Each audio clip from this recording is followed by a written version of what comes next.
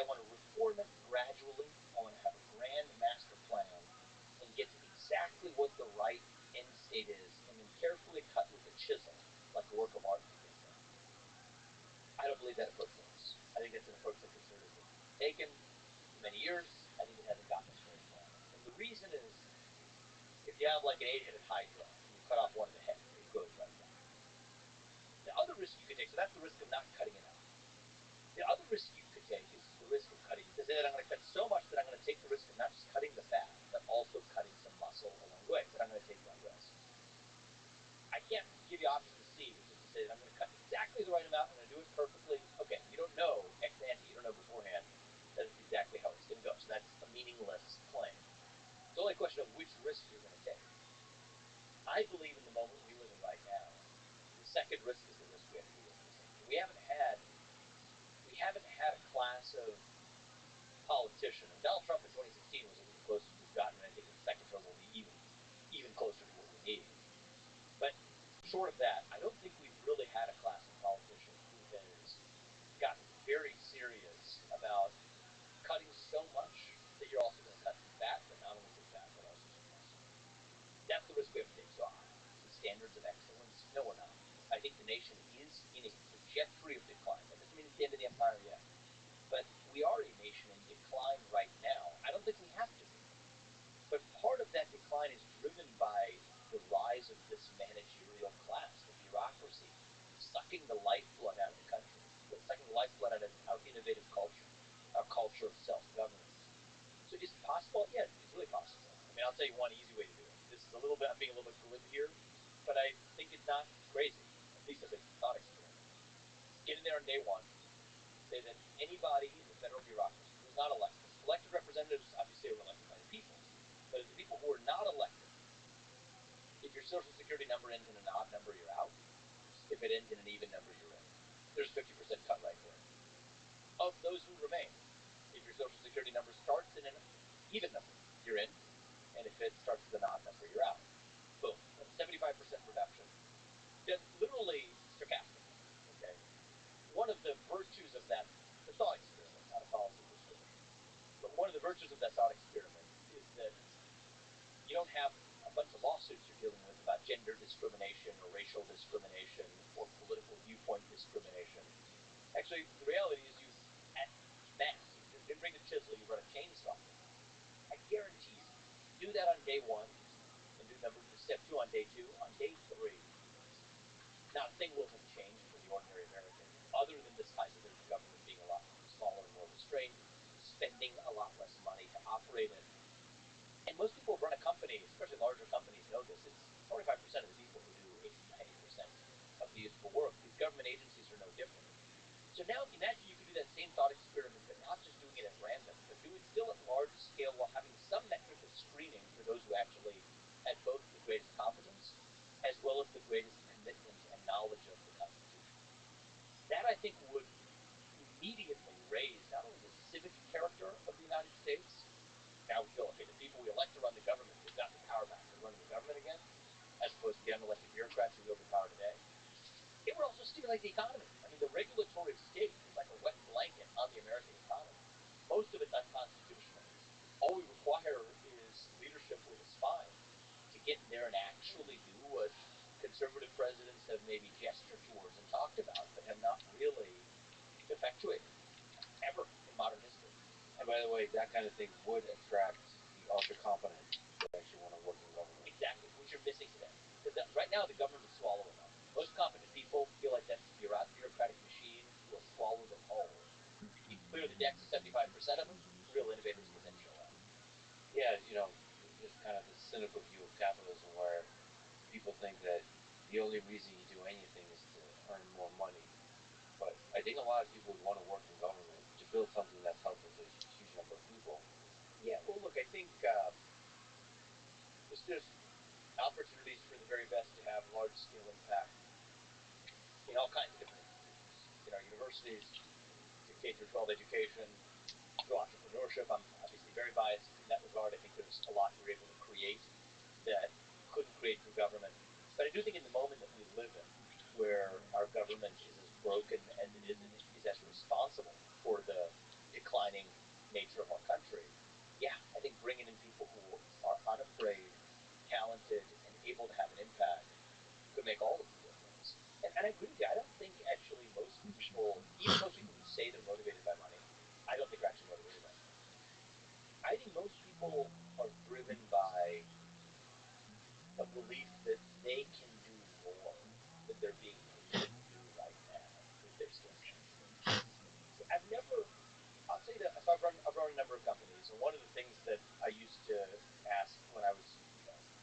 day-to-day involved with them anymore, but as a CEO, I would ask when I did interviews. And the first company I started at Roivant, like for 4 years in, and company was pretty big by that point.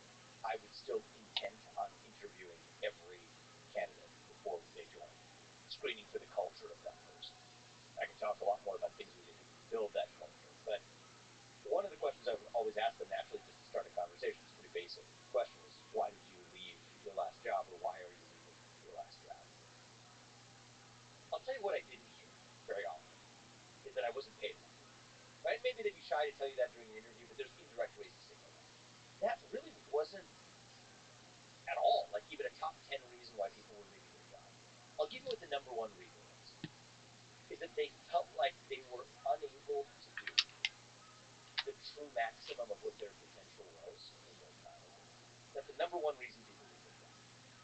And I think, by the way, I would say that I'm saying that in a self-boastful way that we attract these people. I think it's also true for most of the people who left the company as well, Roivant, right? And that was true at Roivant, true at other companies I've started. I think the number one reason people join companies, the number one people who leave companies, whether they've been to join mine or to leave mine in the past, have been that they feel like they're able to do more than they're able to, with their skill set, than that environment permits them to actually achieve. And so I think that's what people hung for. We think about capitalism and true free market capitalism, and we used words earlier like meritocracy. It's about building a system, whether it's in a nation or whether it's even within an organization, that allows every individual to flourish and achieve the maximum of their potential. And sometimes it just doesn't match with an organization. Let's say the mission is here, and somebody's skill sets can be really well aligned with different missions. Then the right answer is, it's not a negative thing. It's just that that person needs to leave and find their mission somewhere else. But to bring that back to government, I think part of what's happened right now is that the rise of that bureaucracy in so many of these government agencies has actually obfuscated the mission of these agencies. I think if you went to most federal bureaucracies and just asked them, like, what's the mission? I'm just making one up off the top of my head right now. The Department of Health and Human Services. What is the mission of HHS in the United States of America? I doubt somebody who works there, even the person who leads it, could give you a coherent answer to that question. I just heavily doubt it. And you can fill in the blank for any range of, like, the Department of Commerce. So there's, you go straight down the list of each of these other ones. What is the mission of this organization? You could say for the U.S. military. What's the purpose of the U.S. military, the Department of Defense? I can give you one. I think it is to win wars, and more importantly, through its strength, to avoid wars. That's it. Well, okay, if that's the mission, then okay, it's not tinkering around and messing around in some foreign conflict where we kind of feel like it sometimes, and other ones where we don't. And who decides that? I don't really know, but whoever the people are that decide that, we follow those orders. No, our mission is to protect the United States of America, to win wars, and to avoid wars. Boom. Those three things. What does protecting the United States of America mean? Number one, the homeland of the United States of America and the people who reside there. Okay, that's a clear mission. The Department of Health and Human Services maybe could be a reasonable mission to say that I want to make America the healthiest country on planet Earth, and we will develop the metrics and meet those metrics. And that's the goal of the Department of HHS, to set policies, or at least to implement policies that best achieve that goal. But you can't, and maybe that's the right statement of mission, maybe it's not. But one of the things that happens is when you're governed by the committee class, it dilutes the sense of mission out of any organization, whether it's a company or government agency or bureaucracy. And once you've done that, then you lose the ability to attract the best and the brightest, because in order for somebody to achieve the maximum of their potential, they have to know what it's toward. There has to be a mission in the first place. Then you're not getting the best and brightest. You get more from the committee class. And that becomes a self-perpetuating downward spiral. And that is what the blob of the federal bureaucracy really looks like today. Yeah, you said something really profound. At the individual scale, the individual contributor, doer, creator, what happens is you have a certain capacity to do awesome shit. And then there's barriers that come up. We have to wait a little bit. This happens, there's friction. Always. When humans together are working on something, there's friction. And so the goal of a great company is to minimize that friction, minimize the number of barriers. And what happens is the managerial class, the incentive is to create barriers. Well, it does. I mean, that's just by the nature of a bureaucracy, is to create sand in the gears to slow down whatever the other process was. Is there some room for that somewhere in some context? Sure. It's like a defensive mechanism that's designed to reduce dynamism. But I think when that becomes cancerous in its scope, it then actually kills the host itself, whether that's a school, whether that's a company, whether that's a government. And so the way I think about it, Lex, is there's sort of a balance of distributed power. And I don't mean power in the Foucault sense of social power, but I mean just sort of power in the sense of the ability to effect relevant change in any organization between what you could call the founder class, the creator class, the everyday citizen, the stakeholder class, and then the managerial class. And there's a role for all three of these, right? You could have the constituents of an organization, say in a constitutional republic, that's the citizen. You could have the equivalent of the creator class, the people who create things in that polity. And then you have the bureaucratic class that's designed to administer and serve as a liaison between the two. I'm not denying that there's some role somewhere for people who are in that managerial class. But right now, in this moment in American history, and I think it's been more or less true for the last century, but it's grown, starting with Woodrow Wilson's advent of the modern administrative state, metastasizing through FDR's New Deal and what was required to administer it, blown over and metastasizing further through LBJ's Great Society, and everything that's happened since, even aided and abetted by Republican presidents along the way, like Richard Nixon, has created a United States of America where that committee class, both in and outside the government and our culture, wields far too much influence and power relative to the everyday citizen stakeholder and to the creators who are in many ways constrained, hamstrung, shackled, and straitjacket from achieving the maximum of their own potential contributions. And I certainly feel that myself. I probably identify as being a member of that creator class. First close, this is what I've done. I create things. And I think we live in an environment in the United States of America where we're still probably the best country on earth where that creator has that shot, so that's the positive side of it. But one where we are far more constrictive to the creator class than we have been when we've been at our best. And that's what I want to see change. Can you sort of steel man the perspective of somebody that looks at a particular department, Department of Education, and are saying that the amount of pain that would be caused by closing it, firing 75% of people will be too much? Yeah, so I go back to this question of mission, right? A lot of people who make arguments for the Department of Education aren't aware why the Department of Education was created in the first place. Actually, so that might be a useful place to start, because this thing was created. It had a purpose, presumably. What was that purpose? Might be at least a relevant question to ask before we decide what are we doing with it or not. What was the purpose of this thing that we created? It's not a to me seems like a highly relevant question, yet in this discussion about government reform, it's interesting how eager people try to skip over that question and just talk about, okay, but we got the status quo and it's just going to be disruptive, versus asking the question of, okay, this institution was created, it had an original purpose. Is that purpose still relevant? Is this organization at all fulfilling that purpose today? To me, those are some relevant questions to ask. So let's talk about that for the Department of Education.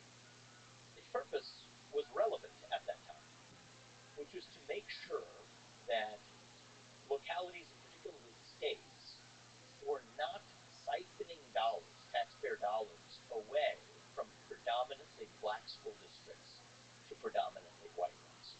And that was not a theoretical concern at the time. It was happening. There was at least some evidence that was happening in certain states at the time. And so you may say you don't like the federal solution, you may say you like the federal solution, but like it or not, that was the original purpose of the U.S. Department of Education, to make sure that from a federal perspective, states were not systematically disadvantaging black school districts over predominantly white ones. However noble and relevant that purpose may have been 6 decades ago, it's not a relevant purpose today. There's no evidence today of states intentionally mapping out which are the black versus white school districts and siphoning money in one direction versus another. To the contrary, one of the things we've learned is that the school districts in the inner city, many of which are predominantly black, actually spend more money per student than other school districts for a worse result, as measured by test scores and other performance on a per student basis, suggesting that there are other factors than the dollar expenditures per school determining student success, and actually suggesting that even the overfunding of some of those already poorly run schools rewards them for their actual bureaucratic failures. So against that backdrop, the Department of Education has instead extrapolated that original purpose of, which was a racial equality purpose, to instead implement a different vision of racial equity through the ideologies that they demand in the content of the curriculums that these public schools actually teach. So Department of Education funding, the federal funding accounts for about, give you round numbers here, but around 10% of the funding of most public schools across the country. But that comes with strings attached. So in today's Department of Education, this didn't happen back in 1970, but it's happening today. Ironically, it's funny how these things change with the bureaucracies that fail. They blow up smoke to cover up for their own failures. What happens with today's Department of Education? They effectively say you don't get that funding unless you adopt certain goals deemed at achieving racial or gender equity goals. And in fact, they also intervene in the curriculum where there's evidence of schools in the Midwest or in the Great Plains that have been denied funding because the Department of Education funding, so long as they have certain subjects like archery. There was one instance of a school that had archery in its curriculum. I found that to be pretty interesting, actually. I think there are different kinds of physical education. This is one that combines mental focus with physical aptitude. But hey, maybe I'm biased. Doesn't matter whether you like archery or not. I don't think it's the federal government's job to withhold funding from a school because they include something in their curriculum that the federal government deems inappropriate, where that locality found that to be a relevant locus of education. So what you see then is an abandonment of the original purpose that's long past. You don't have this problem that the Department of Education was originally formed to solve of siphoning money from black school districts to white school districts and laundering that effectively in public funds. That doesn't exist anymore. So they find new purposes instead, creating a lot more damage along the way. So you asked me to steel man it, and can I say something constructive rather than just pounding down on the other side? One way to think about this is, for a lot of these agencies, were many of them formed with a positive intention at the outset? Yes. Where that positive intention existed, I'm still a skeptic of creating bureaucracies, but if you're going to create one, at least make it, what should we call it, a task force. Make it a task force. A task force versus an agency means after it's done, you celebrate, you've done your work, pat yourself on the back, and then move on, rather than creating a standing bureaucracy, which actually finds things to do after it has already solved or addressed the first reason it was born in the first place. And I think we don't have enough of that in our culture. I mean, even if you have a company that's generated tons of cash flow and it solved the problem, let's say the biopharmaceutical company developed a cure to some disease, and the only thing people knew at that company was how to develop a cure to that disease, and they generated a boatload of cash from doing it. At some point, you could just give to your shareholders and close up shop, and that's actually a beautiful thing to do. You don't see that happen enough in the American consciousness and the American culture of when an institution has achieved its purpose, celebrate it, and then move on. And I think that that culture in our government would result in a vastly restrained scope of government, rather than today it's a one-way rat. Once you cause it to come into existence, you cause new things to come into existence, but the old one that came into existence continues to persist and exist as well. And that's where you get this metastasis over the last century. Well, what kind of things do you think government should do that the private sector, the forces of capitalism, would create drastic inequalities or create the kind of pain we don't want to have in the long run? So the question is, what should government do that the private sector cannot? I'll give you one. Protect our borders. I mean, capitalism is never going to be the job of capitalists, or never going to be the capability or inclination of capitalists to preserve a national border. And I think a nation, literally, I think one of the chapters of this book, okay, a nation without borders is not a nation. It's almost a tautology. An open border is not a border. Capitalism is not going to solve that. What's going to solve that is a nation. Part of the job of the federal government is to protect the homeland of its nation, in this case, the United States of America. That's an example of a proper function of the federal government, to provide physical security to its citizens. Another proper role of that federal government is to look after, or in this case it would be state government, to make sure that private parties cannot externalize their costs onto somebody else without their consent. Fancy way economists would use to describe it. What does that mean? It means if you go dump your chemicals in somebody else's river, that you're liable for that. It's not that, okay, I'm a capitalist, and so I want to create things, and I'm going to do hell or high water, whether or not that harms people around me. The job of a proper government is to make sure that you protect the rights of those who may be harmed by those who are pursuing their own rights through a system of capitalism. In seeking prosperity, you're free to do it, but if you're hurting somebody else without in the process, the government is there to enforce what is really just a different form of enforcing private property rights. So I would say that those are two central functions of government: is to preserve national boundaries and the national security of the homeland. And number two is to protect and preserve private property rights and the enforcement of those private property rights. And I think at that point you've described about 80 to 90% of the proper role of government. What about infrastructure? Look, I think that most infrastructure can be dealt with through the private sector. I mean, if you get into specifics, you could have infrastructure that's specific to national security. Well, I do think that military-industrial base is essential to provide national security. That's a form of infrastructure.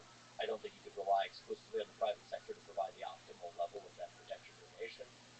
But, interstate highways, I think you could think about whether or not that's a common good that everybody benefits from, but nobody has the incentive to create. I think you could make an argument for the existence of interstate highways. I think you could also make powerful arguments for the fact that actually you could have enough private sector co-ops that could cause that to come into existence as well. But I'm not dogmatic about this. But broadly speaking, 80 to 90% of the role of the federal government, I'm not going to say 100, 80 to 90% of the goal of the existence of the federal government should be of government period, should be to protect national boundaries and provide security for the people who live there, and to protect the private property rights of the people who reside there. If we restore that, I think we're well on our way to a revival of what our founding fathers envisioned, and I think many of them would give you the same answer that I just did.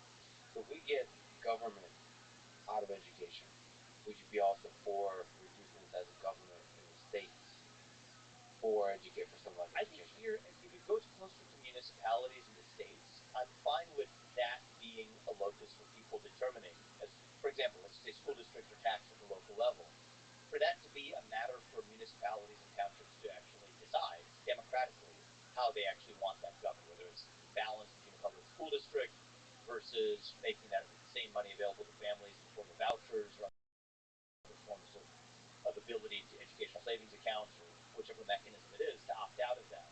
If that's done locally, I'll have views on that tend to go further in the direction of true educational choice and diversity of choice, the implementation of charter schools, the granting of state charters, or even lowering the barriers to granting one. I favor those kinds of policies. But if we've gotten the federal government out of it, that's achieved 75% of what I think we need to achieve, that I'm focused on solving other problems and leave that to the states and municipalities to cover for that. So given this conversation, what do you think of Elon's proposal of the Department of Government Efficiency in the Trump administration, or really any administration? Well, I'm of course, biased, because Elon and I have discussed that for the better part of the last year and a half. And I think it's a great idea. It's something that's very consistent with the core premise of my presidential candidacy. I got to know him as I was running for U.S. president in a couple of events that he came to, and then we built a friendship after that. So, obviously, I think it's a great idea. Who do you think is more hardcore on the cutting, you or Elon? Well, I think Elon's pretty hardcore. I see 75% of federal bureaucrats, and while I was running for president, he said you need to put at least 75%. So I agree with him. I think it'd be a fun competition to see who ends up more hardcore. I don't think there's someone out there who's going to be more hardcore than he or I would be.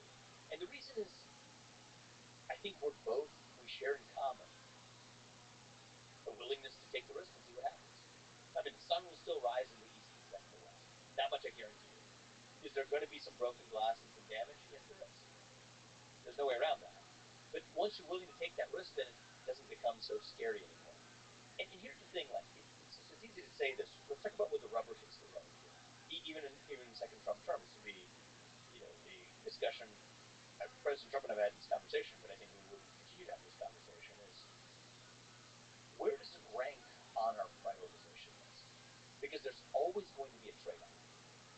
If you have a different policy objective that you want to achieve, a good policy objective, whatever that is, right? You talk about immigration policy, you can talk about economic policy, there are other policy objectives. You're going to trade off a little bit in the short run the effectiveness of your ability to carry out that policy goal if you're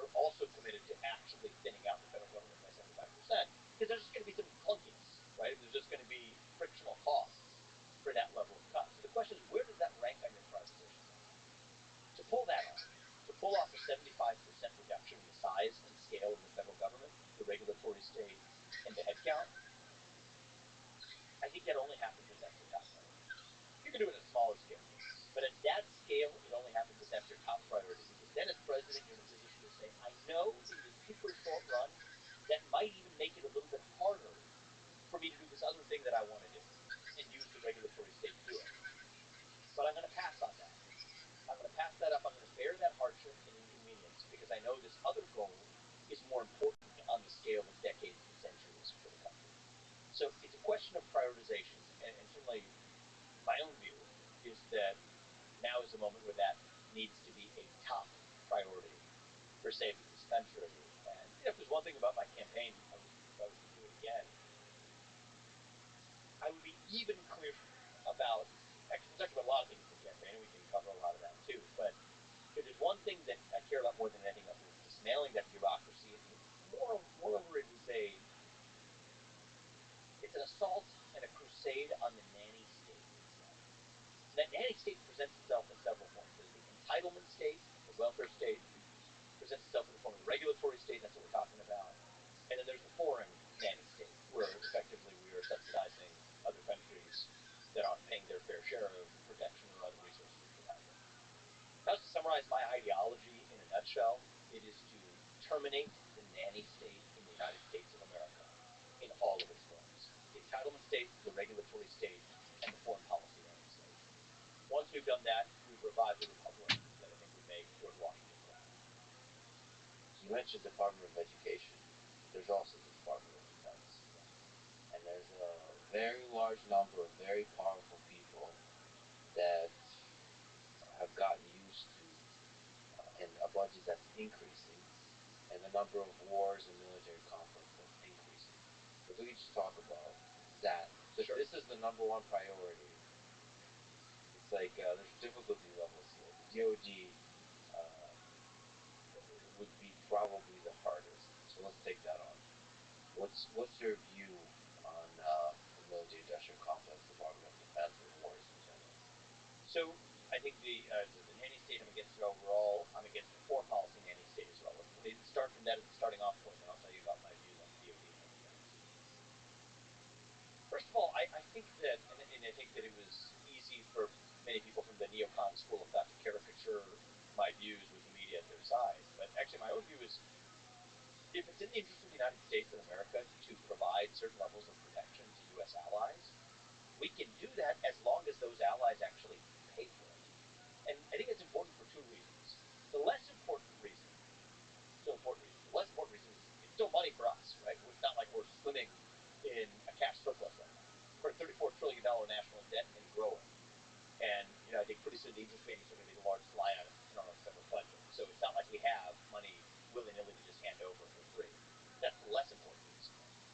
The more important reason is that it makes sure that our allies have actual skin in the game, to not have skewed incentives to actually enter conflicts where they're not actually bearing the full cost of those conflicts. So take NATO, for example. Most NATO countries, literally a majority of NATO countries today, do not pay or contribute 2% of their GDP to their own national defense, which is supposedly a requirement to be in NATO. So the majority of NATO countries are failing to meet their basic commitment to be in NATO in the first place. Germany particularly is, I think, arbitraging the hell out of the United States of America. And I don't think that I'm not going to be some sort of shrill voice here saying, so therefore we should not be supporting any allies or providing security blankets. No, I'm not going in that direction. What I would say is, you got to pay for it. Right? Pay for your fair share. A, because we're not swimming in excess money ourselves. But B, is it tells us that you actually have skin in the game for your own defense, which actually then makes nations far more prudent in the risks that they take, whether or not they enter war. Versus if somebody else is paying for it, and somebody else is providing a security guarantee, hey, I might as well, take the gamble and see where I end up at the end of a war. Versus the restraint that imposes on the decision-making of those allies. So now let's bring this home to the Department of Defense. I think the top goal of the U.S. defense policy establishment should be to provide for the national defense of the United States of America. And the irony is that's what we're actually doing most poorly.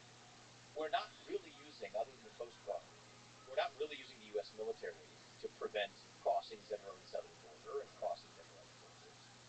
In fact, the United States of America, our homeland, I believe,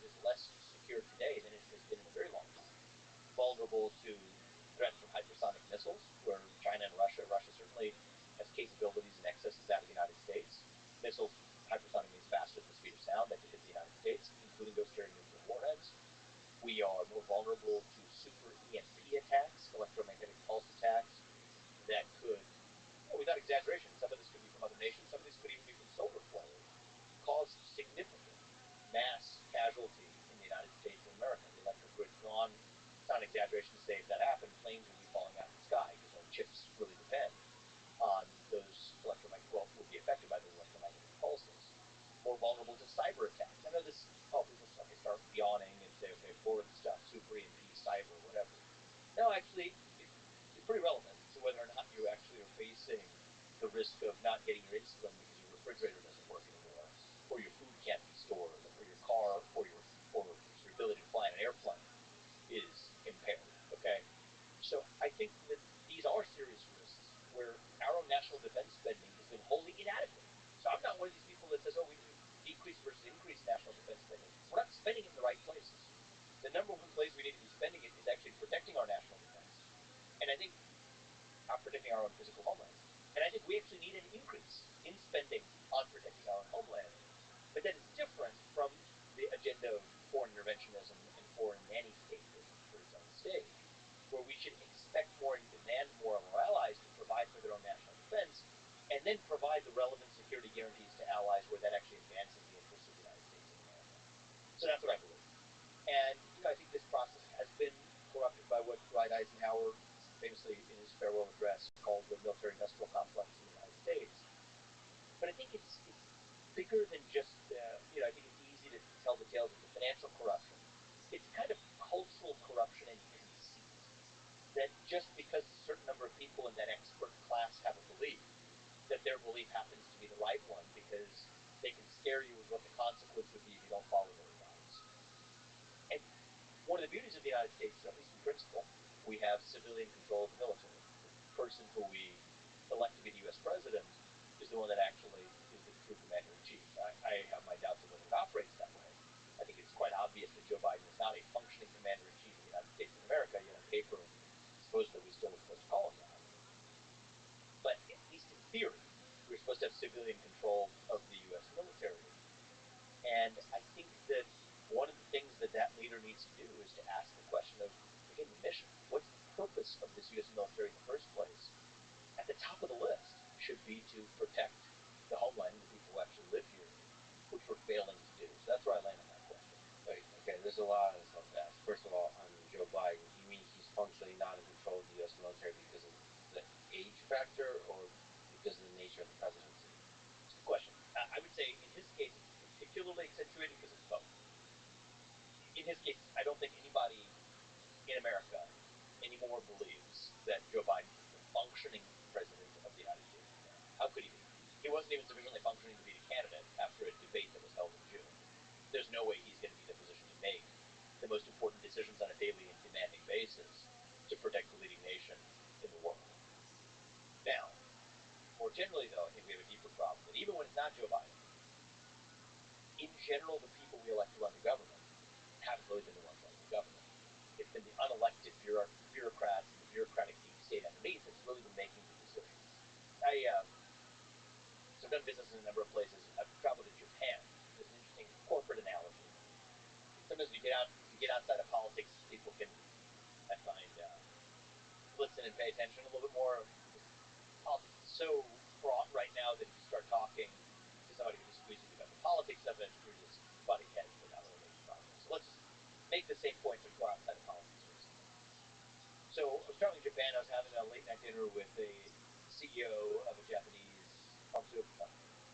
And it takes a while to really get him to open up, culturally speaking, Japan, but apart from those, that's a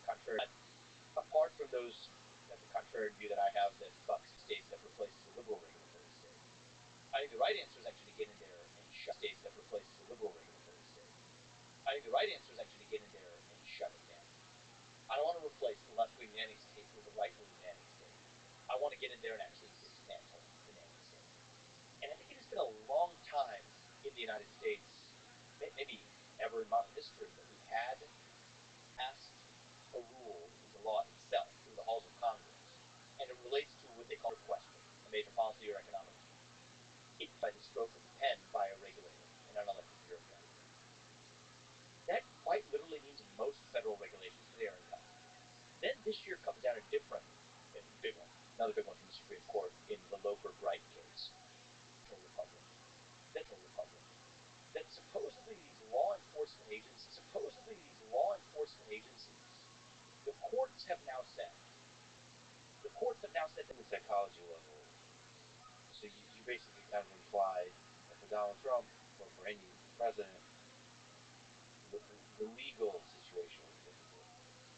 Is that the only thing really operating? Like, isn't it probably not just on a psychological level, just hard to fire a very large number of people? Is that what it is? Like, why is there a basic stability and momentum? Well, I think there's one other factor. So you're right to point. I mean, the legal backdrop is a valid and understandable excuse. Is a valid and understandable excuse and reason. I think there are other factors at play too. So I think there's something to be said for never having been in government, showing up there the first time, and you're having to understand the rules of the road as you're operating within them, and also having to depend on people who actually aren't aligned with your policy vision, but tell you to your face that they are. That I'm also open about the fact that this is a long run project, but we have the next step to actually take over the next few years. That's kind of where I land on it. I mean, you talked to him, I guess, a few weeks ago. I saw you at a podcast. What was your impression about his preparedness to do it? My impression is his priority allocation is different than yours. I think he's more focused on some of the other topics that you are more laser focused on. And there is a tension there, just as you clearly highlighted. We share the same priority with respect to the southern border, and those are near-term fixes that we can hit out of the park in the first year. But at the same time, I think we've got to think also along decade-long time horizon. So my own view is, I think that he is my conviction and belief that he does care about dismantling that federal bureaucracy, certainly more so than any Republican nominee we have had in certainly in my lifetime. But I do think that place to operate in, because like you're constantly the asshole, and I mean the President Trump knows that's my view on it, and I believe he shares it deeply. Is that all else equal, get in there and shut down as much of the excess bureaucracy as we can, do it as quickly as possible, and that's a big part of how we save our country. Okay, I'll give you an example that's really difficult tension given your priorities. Immigration. There's an estimated 14 million illegal immigrants in the United States. You've spoken about mass deportation. Yes. That requires a lot of effort. That money, I mean, like, how do you do it, and how does that conflict with the shutting it down? Sure, and so it goes back to that original discussion we had. What are the few proper roles of the federal government? I gave you two. One is of the government, period. One is to protect the national borders and sovereignty of the United States, and two is to protect private property rights. There's most of what the government's doing today, both at the federal and state level, is something other than those two things. But in my book, those are the two things that are the proper function of government. So for everything else the federal government should not be doing, the one thing they should be doing is to protect the homeland of the United States of America and the sovereignty and sanctity of our national borders. So in that domain, that's mission aligned with a proper purpose for the federal government. I think we're a nation founded on the rule of law. I say this is the kid of legal immigrants. That means your first act of entering this country cannot break the law. And in some ways, if I was to summarize a formula for saving the country over the next 4 years, it would be a tale of two mass deportations. The mass deportations of millions of illegals who are in this country and should not be, and then the mass deportation of millions of unelected federal bureaucrats out of Washington, D.C. Now, all else equal, you could say that those are intention, but I think that the reality is anything outside of the scope of what the core function of the government is, which is protecting borders and protecting private property rights, that's really where I think the predominant cuts need to be. And if you look at the number of people who are looking after the border, it's not even 0.1% of the federal employee base today. So 75% is at 99.99%. It's 75%. We get a tiny fraction of the remaining 25%, which I actually think needs to be more rather than less. So it's a good question, but that's sort of where I land on it. When it's the proper role of the federal government, great, you should do your job. The irony is resources are going to functions other than the protection of private property rights and the protection of our national physical protection. There is a lot of criticism of the idea of mass deportation. So one, it will cause a large amount of economic harm, at least in the short The other is there would be potentially violations of our kind of higher ideals of how we like to treat human beings, in particular separation of families, for example, tearing families apart. And the other is just like the logistical complexity that goes with all this. How do you answer some of those things? So fair enough. And I would call those, even I think the criticisms are just thoughtful questions, right? Even if somebody who's really aligned with doing this, those are thoughtful questions to ask. So I do want to say something about this point on how we think about the breakage of. There are 350,000 mothers who are in prison in the United States today who committed crimes and were convicted of them. They didn't take their kids with them to those prisons either, right? So we face difficult trade-offs in all kinds of contexts as it relates to the enforcement of law. And I just want to make that basic observation against the backdrop of we're a nation founded on the rule of law. That we acknowledge that there are trade-offs to enforcing the law, and we've acknowledged that in other contexts. I don't think that we should have a special exemption for saying that somehow we weigh the other way when it comes to the issue of the border. We're a nation founded on the rule of law. We enforce laws. That has costs, that has trade-offs, but it's who we are. So that backdrop is, and the easiest fact I can cite is 350,000 or so mothers who are in prison and did not take their kids to prison with them. Is that bad? That it is undesirable for kids to grow up without those 350,000 mothers? It is. But it's a difficult situation created by people who violated the law and faced the consequences of it, which is also a competing and important priority in the country. So that's in the domestic context. As it relates to this question of mass deportation, let's just get very practical, because all that was theoretical. Very practically, there's ways to do this, starting with people who've already broken the law. People who have not just broken the law of entering, but are committing other crimes while already here in the United States. That's a clear case for an instant mass deportation.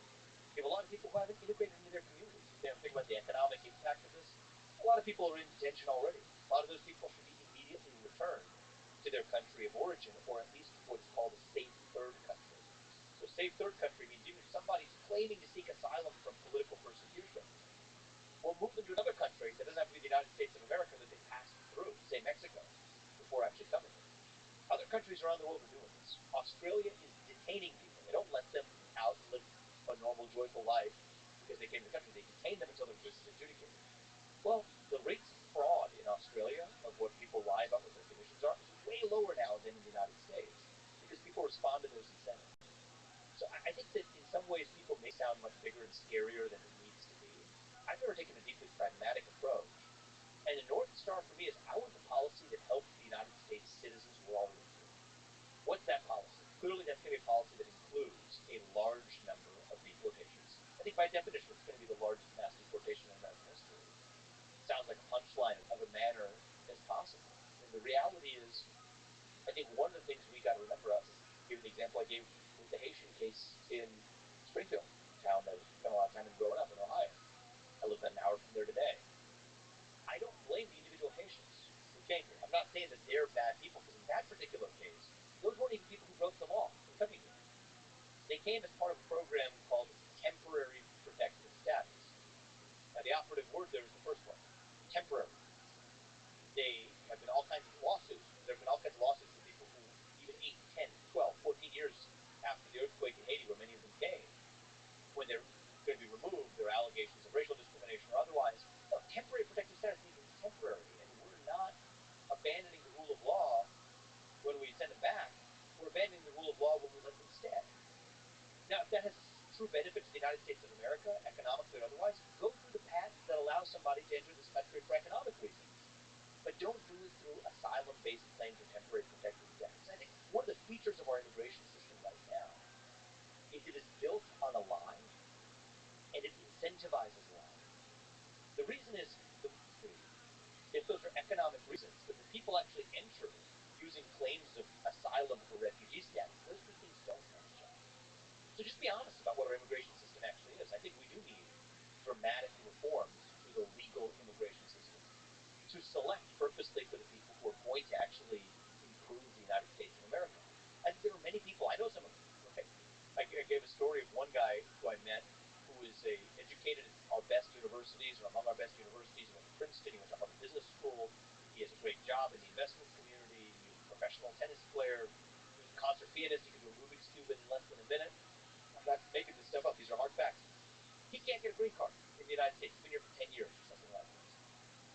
best advice I could give him, I unfortunately could not give him the actual best advice, which would be to just take a flight to Mexico and cross the border and claim to be somebody who is seeking asylum in the United States. That would have been morally wrong advice, so I didn't give it to him. But practically, if you were giving him advice, that would be the best advice that you actually could give somebody, which is a broken system on both sides. People who are going to make those contributions to the United States and pledge allegiance to the United States, speak our language, and assimilate, we should have a path for them to be able to add value to the United States. Yet they're not the ones who are getting in. It's actually the people, our immigration system selects for people who are willing to lie. That's what it does. It selects for people who are willing to say they're seeking refugee status or seeking asylum when in fact they're not. And then we have policymakers who lie after the fact using economic justifications to keep them here. But if it was an economic justification, that should have been the criteria used to bring them in the first place, not this illusion of asylum or refugee status. There was a case, actually, even the New York Times reported on this, believe it or not, of a woman who came from Russia fleeing Vladimir Putin's intolerant anti-LGBTQ regime. She was fleeing persecution by the evil man Putin. She came here, and eventually, when she was pressed on the series of lies, it came out that she was crying finally when she broke down and admitted this. She was like, I'm not even gay. I don't even like America after they've spent 4 or 5 years making money here. Just abandon the lie. Let's just have an immigration system built on honesty. Just tell the truth. If the argument is that we need more people here for economically filling jobs, I'm skeptical the extent to which a lot of those arguments actually end up being true, but let's have that debate in the open, rather than having it through the back door saying that it's refugee and asylum status, when we know it's a lie, and then we justify it after the fact by saying that that economically helps the United States. Cut the dishonesty. And I just think that that is a policy we would do well to expand to every sphere. We talk about the military-industrial complex, to the rise of the managerial class, to a lot of what our government's covered up about our own history, to even this question of immigration today. Just tell the people the truth. And I think our government will be better serving our people if it did. Yeah, in the way you described eloquently, the immigration system is broken in that way, that it's built fundamentally on lies. But there's the other side of it. Illegal immigrants are used in political campaigns for fear mongering, for example. So what I would like to understand is, what is the actual harm that illegal immigrants are causing?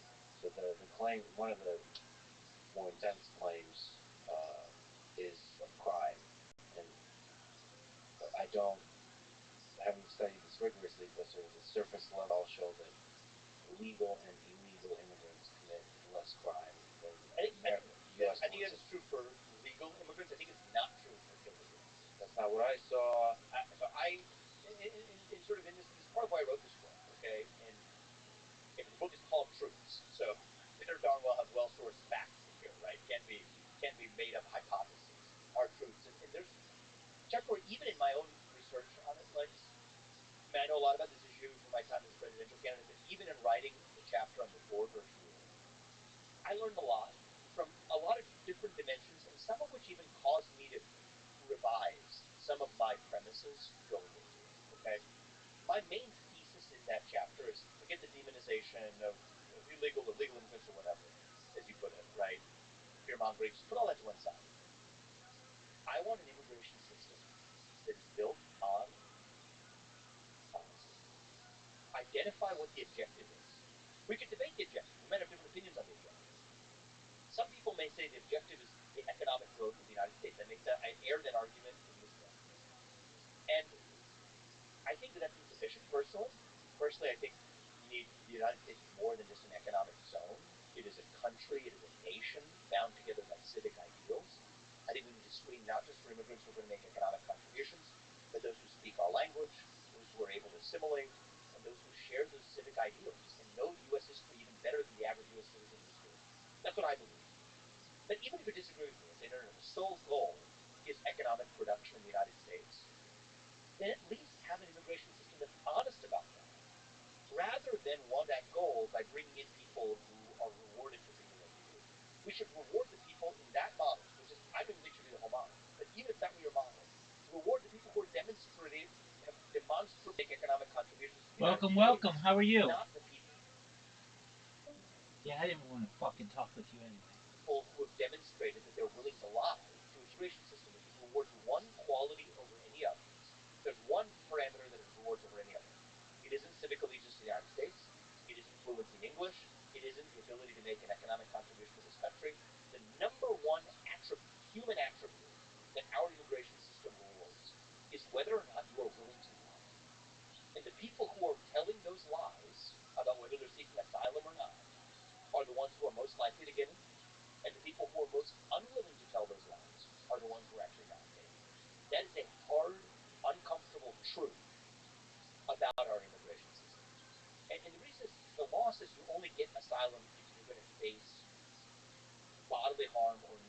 risk of bodily injury based on your religion, your ethnicity, or some other factors. And so when you come into the country, you're asked, do you fulfill that criteria or not? And the number one way to get into this country is to check the box and say yes. So that means just systematically, right? Imagine if you're a university, Harvard or Yale or whatever, you're running your admissions classes. The number one attribute you're selecting for isn't your SAT score, isn't your GPA, it isn't your athletic accomplishments. It's whether or not you're willing to lie on the application. You're going to have a class populated by a bunch of charlatans and frauds. That's exactly what our immigration system is doing to the United States of America, people who are willing to lie. Let's say you have somebody who's a person of integrity, says, I want a better life for my family, but I want to teach my kids that I'm not going to lie or break the law to do it. That person is infinitely less likely to get into the United States. I know it sounds provocative to frame it that way, but it is not an opinion. It is a fact that is the number one human attribute that our current immigration system is selecting for. I want an immigration system centered on honesty.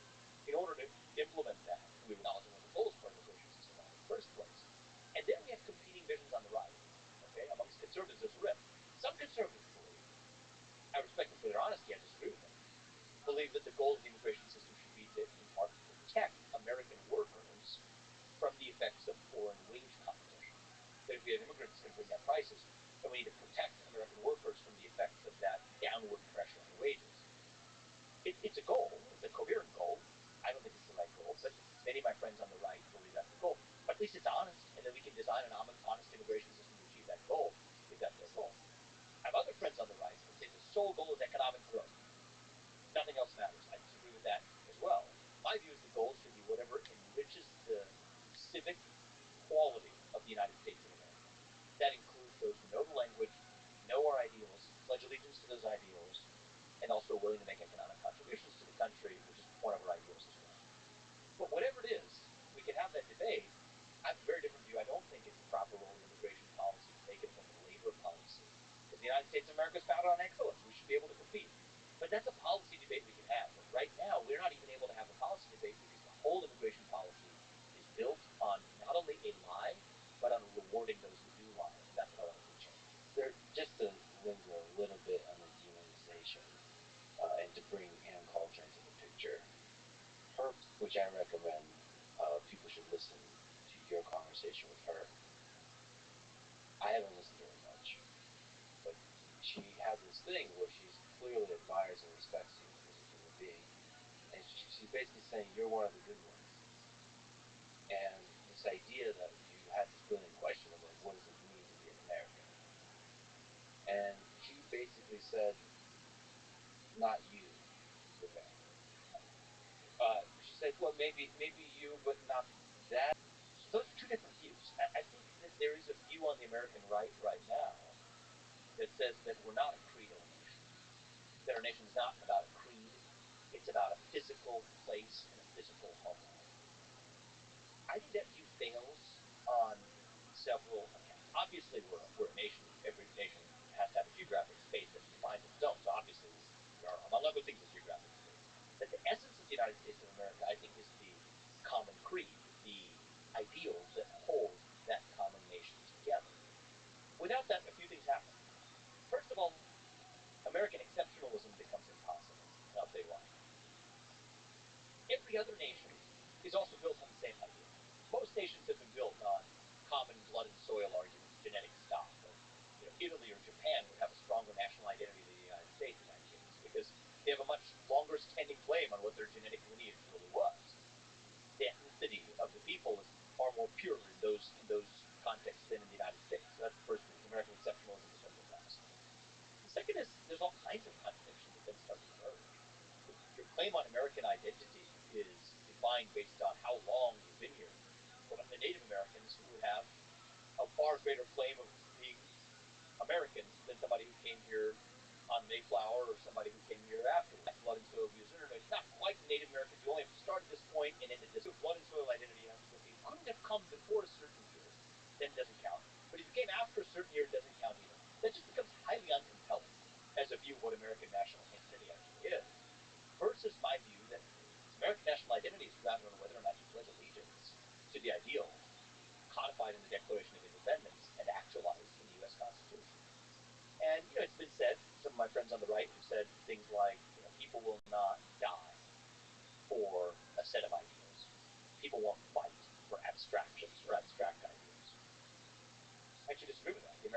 Revolution basically just proves that. The American Revolution was fought for anything over abstract ideals that said that, you know what, we believe in self-government, free speech, and free exercise of religion. That's what we believe in the United States, which is different from colonial England. So I do think that there is this brewing debate on the right, and do I disagree like hell with Ann Coulter on this? Absolutely. And did I take serious issue with some of the things she told me? Absolutely. But I also believe that she had the stones to say, if I may say it that way, that things that many on the right believe, but haven't quite articulated in the way that she has. And I think we need to have that debate in the open. Now, personally, I think most of the conservative movement actually is with me on this, but I think it's become a very popular counter-narrative in the other direction to say that, you know, your vision of American identity is tied, is far more physical in nature. And to me, I think it is still ideals-based in nature. And I think that that's a good debate for the future for us to have in the conservative movement. And I think it's going to be accumulated in the nation's victims. It's just the entirety of that process, instead of focusing on winning, doing a lot of whining. I like people that win, not whine, even when the refs advise in whatever direction. So look, I think the United States of America, I preach this to the left. I preach it to my kids. We got to accept it on our own side too. We're not going to save this country by being victims. We're going to save this country by being victorious. Okay? And I don't care whether it's left-wing victimhood, right-wing victimhood. I'm against victimhood culture. The number one factor that determines whether you achieve something in life is you. I believe that. It's not the only factor that matters. There's a lot of other factors that affect whether or not you succeed. Life is not fair. But I tell my kids the same thing. The number one factor that determines whether or not you succeed and achieve your goal is you. If I tell it to my kids, I preach to the left, I'm going to preach that to our own side as well. Now, that being said, that's just a philosophy. Okay, that's a personal philosophy. You asked me to do something different, and I'm always a fan. One of the things that the standard I hope that people hold me to when they read this book as well is I try to do that in this book, is to give the best possible argument for the other side. You don't want to give some rinky-dink argument for the other side and knock it down. You want to give the best possible argument for the other side, and then offer your own view, or else you don't understand the argument. So you asked me what's the strongest case against Donald Trump. Well, I ran for U.S. president against Donald Trump, so I'm going to give you what my perspective is. I think it's nothing of what you hear on MSNBC or from the left attacking him to be a threat to democracy. I think all of that's actually nonsense. I actually think it is, if you were making that case, you know, and he has my full support, as you know, but if you were making that case, I think for many voters who are of the next generation, they're asking a question about how are you going to understand the position that I'm in as a member of a new generation. The same criticism they had of Biden, they could say, oh, well, are you too old? Are you from a different generation that's too far removed from my generation's concerns? And I think that that's, in many ways, a factor that weighing on both Trump and Biden, but when they played the trick of swapping out Joe Biden, it left that issue much more on the table for Donald Trump. So you asked me to steelman, that's what I would say. Is that when I look at what's the number one issue that I would need to persuade independent voters of to say that, no, this is still the right choices, even though the other side tends to offer new generation of leadership. Here's somebody who is, you know, one of the older presidents we will have had who was elected. How do we convince those people to vote for him? That's what I would give you in that sense. Right, but I get it, and you share a lot of ideas with Donald Trump, so I get when you're running for president that you would say that kind of thing. But there's other criticism you can provide, and again, in the 2020 election. Let me ask you, you spoke to Donald Trump recently. What's your top objection to potentially voting for Donald Trump, and let me see if I can address that. 2020 election, and not in the, TDS kind of objection. It's just, I don't think there's clear, definitive evidence that there was voter fraud. Let me ask you about a different area. Hold on a second. I think there's a lot of interesting topics about the influence of media, of tech, and so on. But I want a president that has a good, clear relationship with the truth and knows what truth is, what is true, and what is not true. And moreover, I want a person who doesn't play victim, like you said, who focuses on winning and winning big, and if they lose, like, walk away with honor and win bigger next time, or like channel that into growth and winning in some other direction. So just like this strength of being able to give everything you got to win and walk away with honor to lose. And everything that happened around 2020 election is just goes against that. So I'll respond to that. Obviously, I'm not the candidate, but I'm going to give you my perspective. I think we have seen some growth from Donald Trump over that first term and the experience of the 2020 election, and you hear a lot of that on the campaign trail. I heard a lot of that even in the conversation that he had with you. I think he is more ambitious for that second term than he was for that first term. So I think that was the most interesting part of what you just said, is you're looking for somebody who has growth from their own experiences. Say what you will, I have seen, personally, I believe, some meaningful level of personal growth and ambition for what Donald Trump hopes to achieve for the country in the second term that he wasn't able to for one reason or another. COVID, you could put a lot of different things on it, but in that first term. Now, I think the facts of the backdrop of the 2020 election actually really do matter. I don't think you can isolate one particular aspect of criticizing the 2020 election without looking at it holistically. On the eve of the 2020 presidential election, we saw a systematic, bureaucratically and government-aided suppression of probably the single most important piece of information released in the eve of that election, the Hunter Biden laptop story, revealing potentially a compromised U.S. presidential candidate. His family was compromised by foreign interests, and it was suppressed as misinformation by every major tech company. The New York Post had its own Twitter account locked at that time.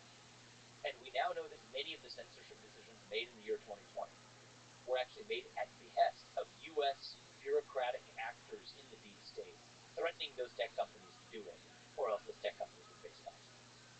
I think it might be the most undemocratic thing that's happened in the history of our country, actually, is the way in which government actors who were never elected to the government used private sector actors to suppress information on the eve of an election that, based on polling afterwards, likely did influence the outcome of the 2020 presidential election. That was election interference of the highest order. So I think that that's just a hard fact that we have to contend with. And I think a lot of what you've heard in terms of complaints about the 2020 election, whatever those complaints are, have been, take place against the backdrop of large technology companies interfering in that election in a way that I think did have an impact on the outcome. I personally believe if the Hunter Biden laptop story had not been suppressed and censored, I think Donald Trump would have been unambiguous. I think the President of the United States right now would be Donald Trump. No doubt about it, in my mind. You look at polling before and after, the impact that would have had on the independent voter. Now you look at, okay, let's talk about constructive solutions, because I care about moving the country forward. What is a constructive solution to this issue of concerns about election integrity? Here's one. Single-day voting on election day as a national holiday with paper ballots and government-issued voter ID to match the voter file. I favor that. We do it even in Puerto Rico, which is a territory of the United States. Why not do that everywhere in the United States? And I'll make a pledge. I'll do it right here, right? My pledge is, as a leader in our movement, I will do everything in my power to make sure we are done complaining about stolen elections. If we get to that simple place of basic election security measures, I think it'd be unifying too. Make election day a national holiday that unites us around our civic purpose one day.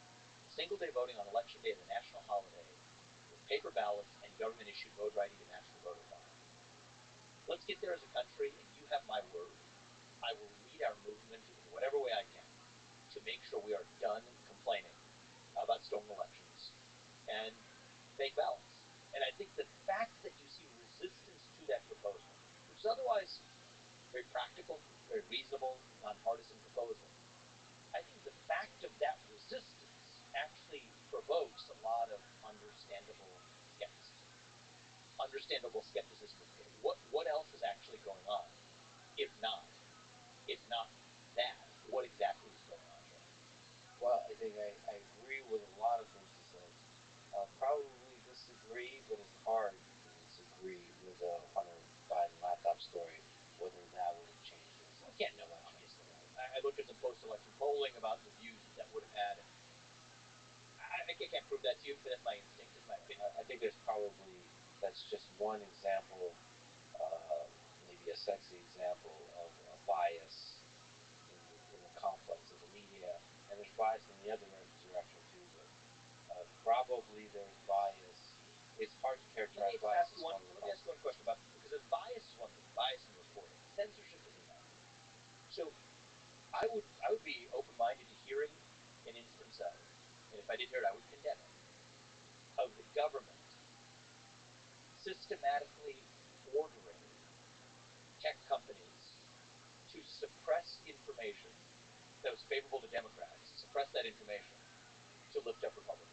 If there was an instance that we know of government bureaucrats that were ordering technology companies covertly to silence information that voters otherwise would have had to advantage Republicans at the ballot box, to censor it, I would be against that. And I would condemn that with equal force as I do to the suppression of the Hunter Biden laptop story, suppression and censorship of the origin of COVID-19.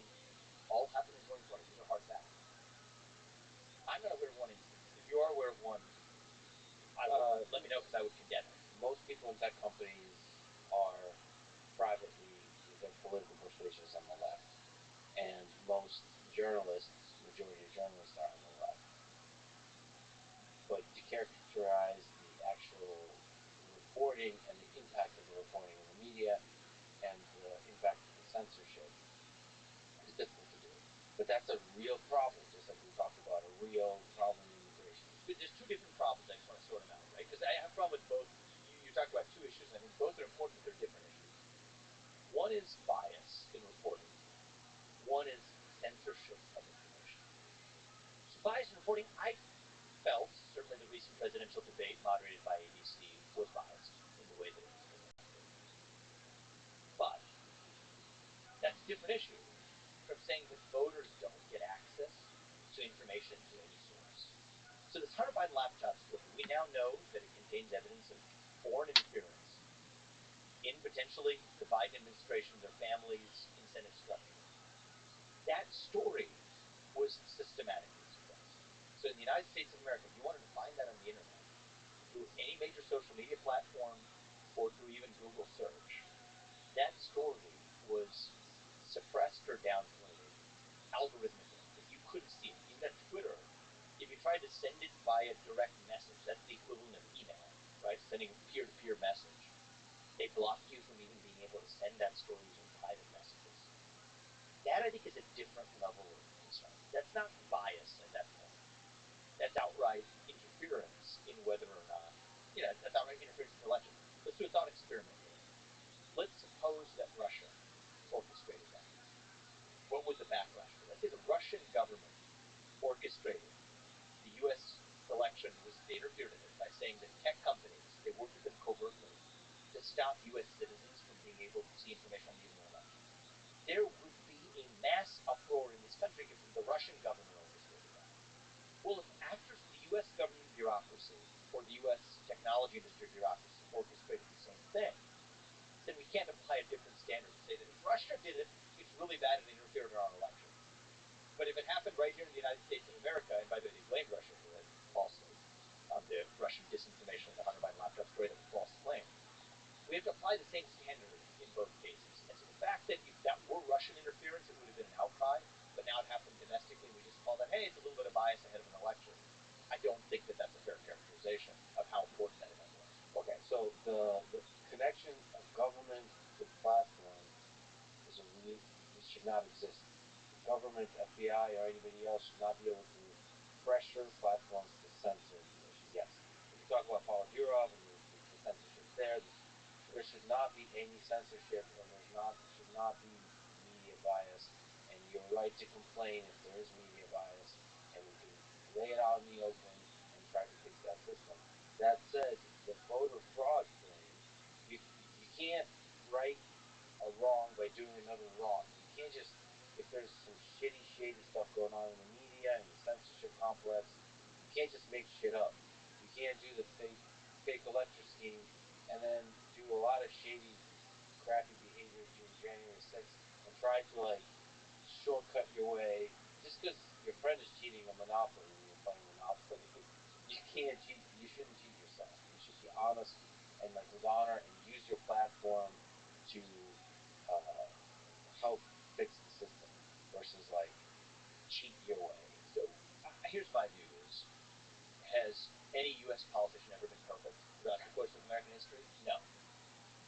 systematically locked down, told to shut up, sit down, do as they're told, unless they're BLM damning information about one of the parties.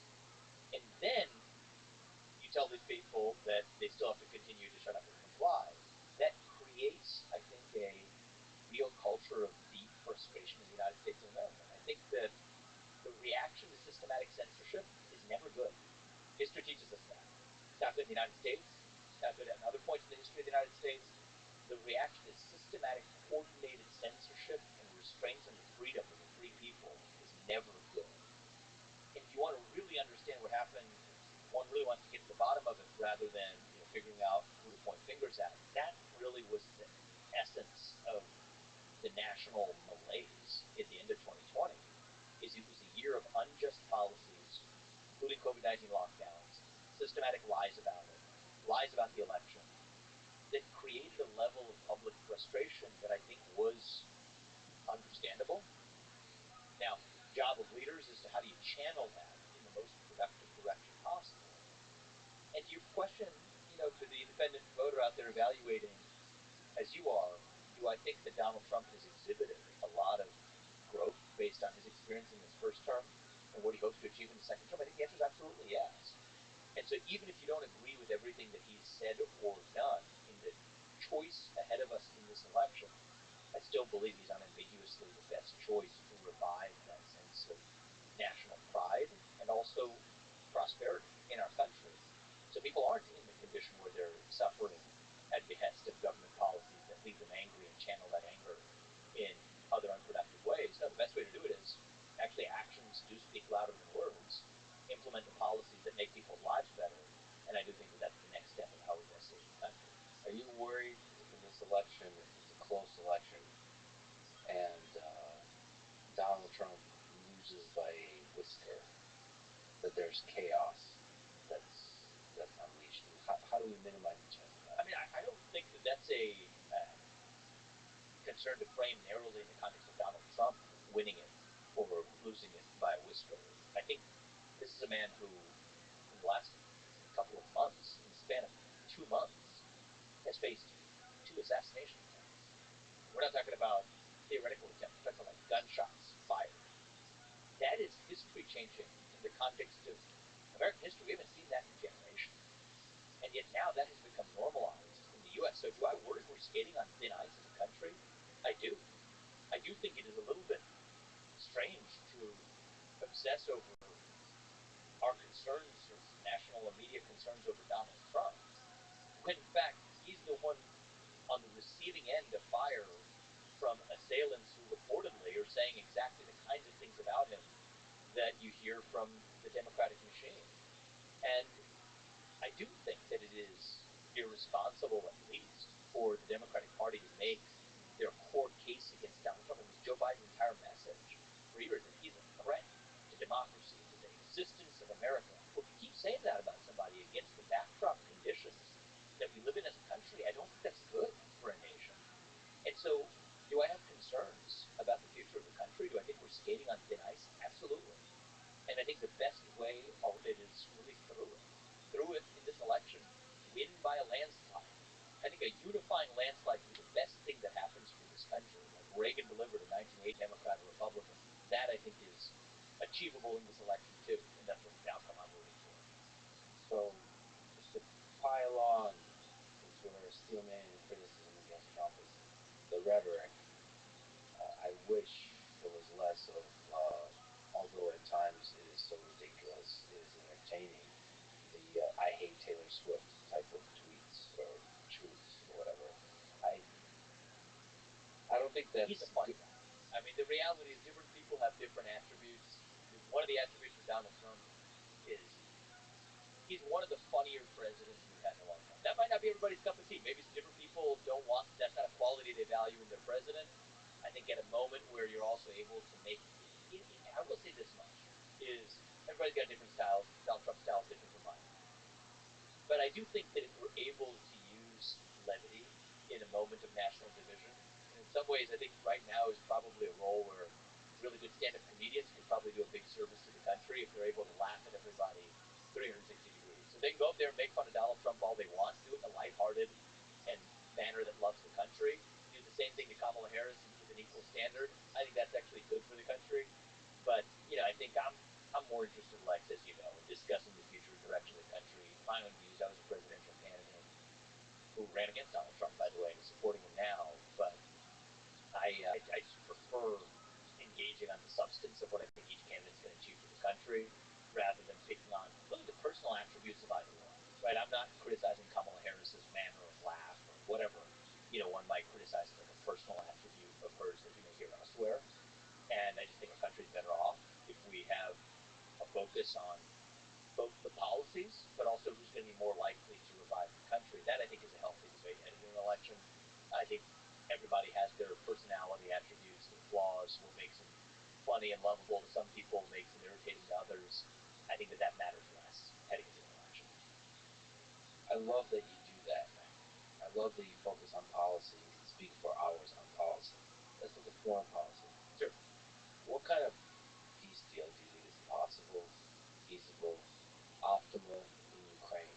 If you sat down, you became president, if you sat down with Zelensky and sat down with Putin, what do you think is possible to talk to them about? One of the hilarious things you did, which were intense and entertaining, your debates in the primary. But anyway, is how you grilled the other candidates that didn't want any regions. They wanted to send money and troops and lead to the deaths of hundreds of thousands of people, and they didn't know any of the regions in Ukraine. You had a lot of zingers in that one. But anyway, how do you think about negotiating with world leaders about what's going on there? Yeah, so look, I think that let's just get the self-interest of each party on the table. And to be very transparent about it. From everyone's perspective, they think the other side is the aggressor or whatever. Just get it on the table. Russia, concerned about NATO shifting the balance of power away from Russia to Western Europe when NATO has expanded far more than they expected to, and frankly that Russia was told that NATO was going to expand. It's an uncomfortable fact for some in America, but James Baker made a commitment to Mikhail Gorbachev in the early 90s, where he said NATO would expand not 1 inch past East Germany. Well, NATO's expanded far more after the fall of the USSR than it did during the existence of the USSR. And that is a reality we have to contend with. That's the Russian perspective.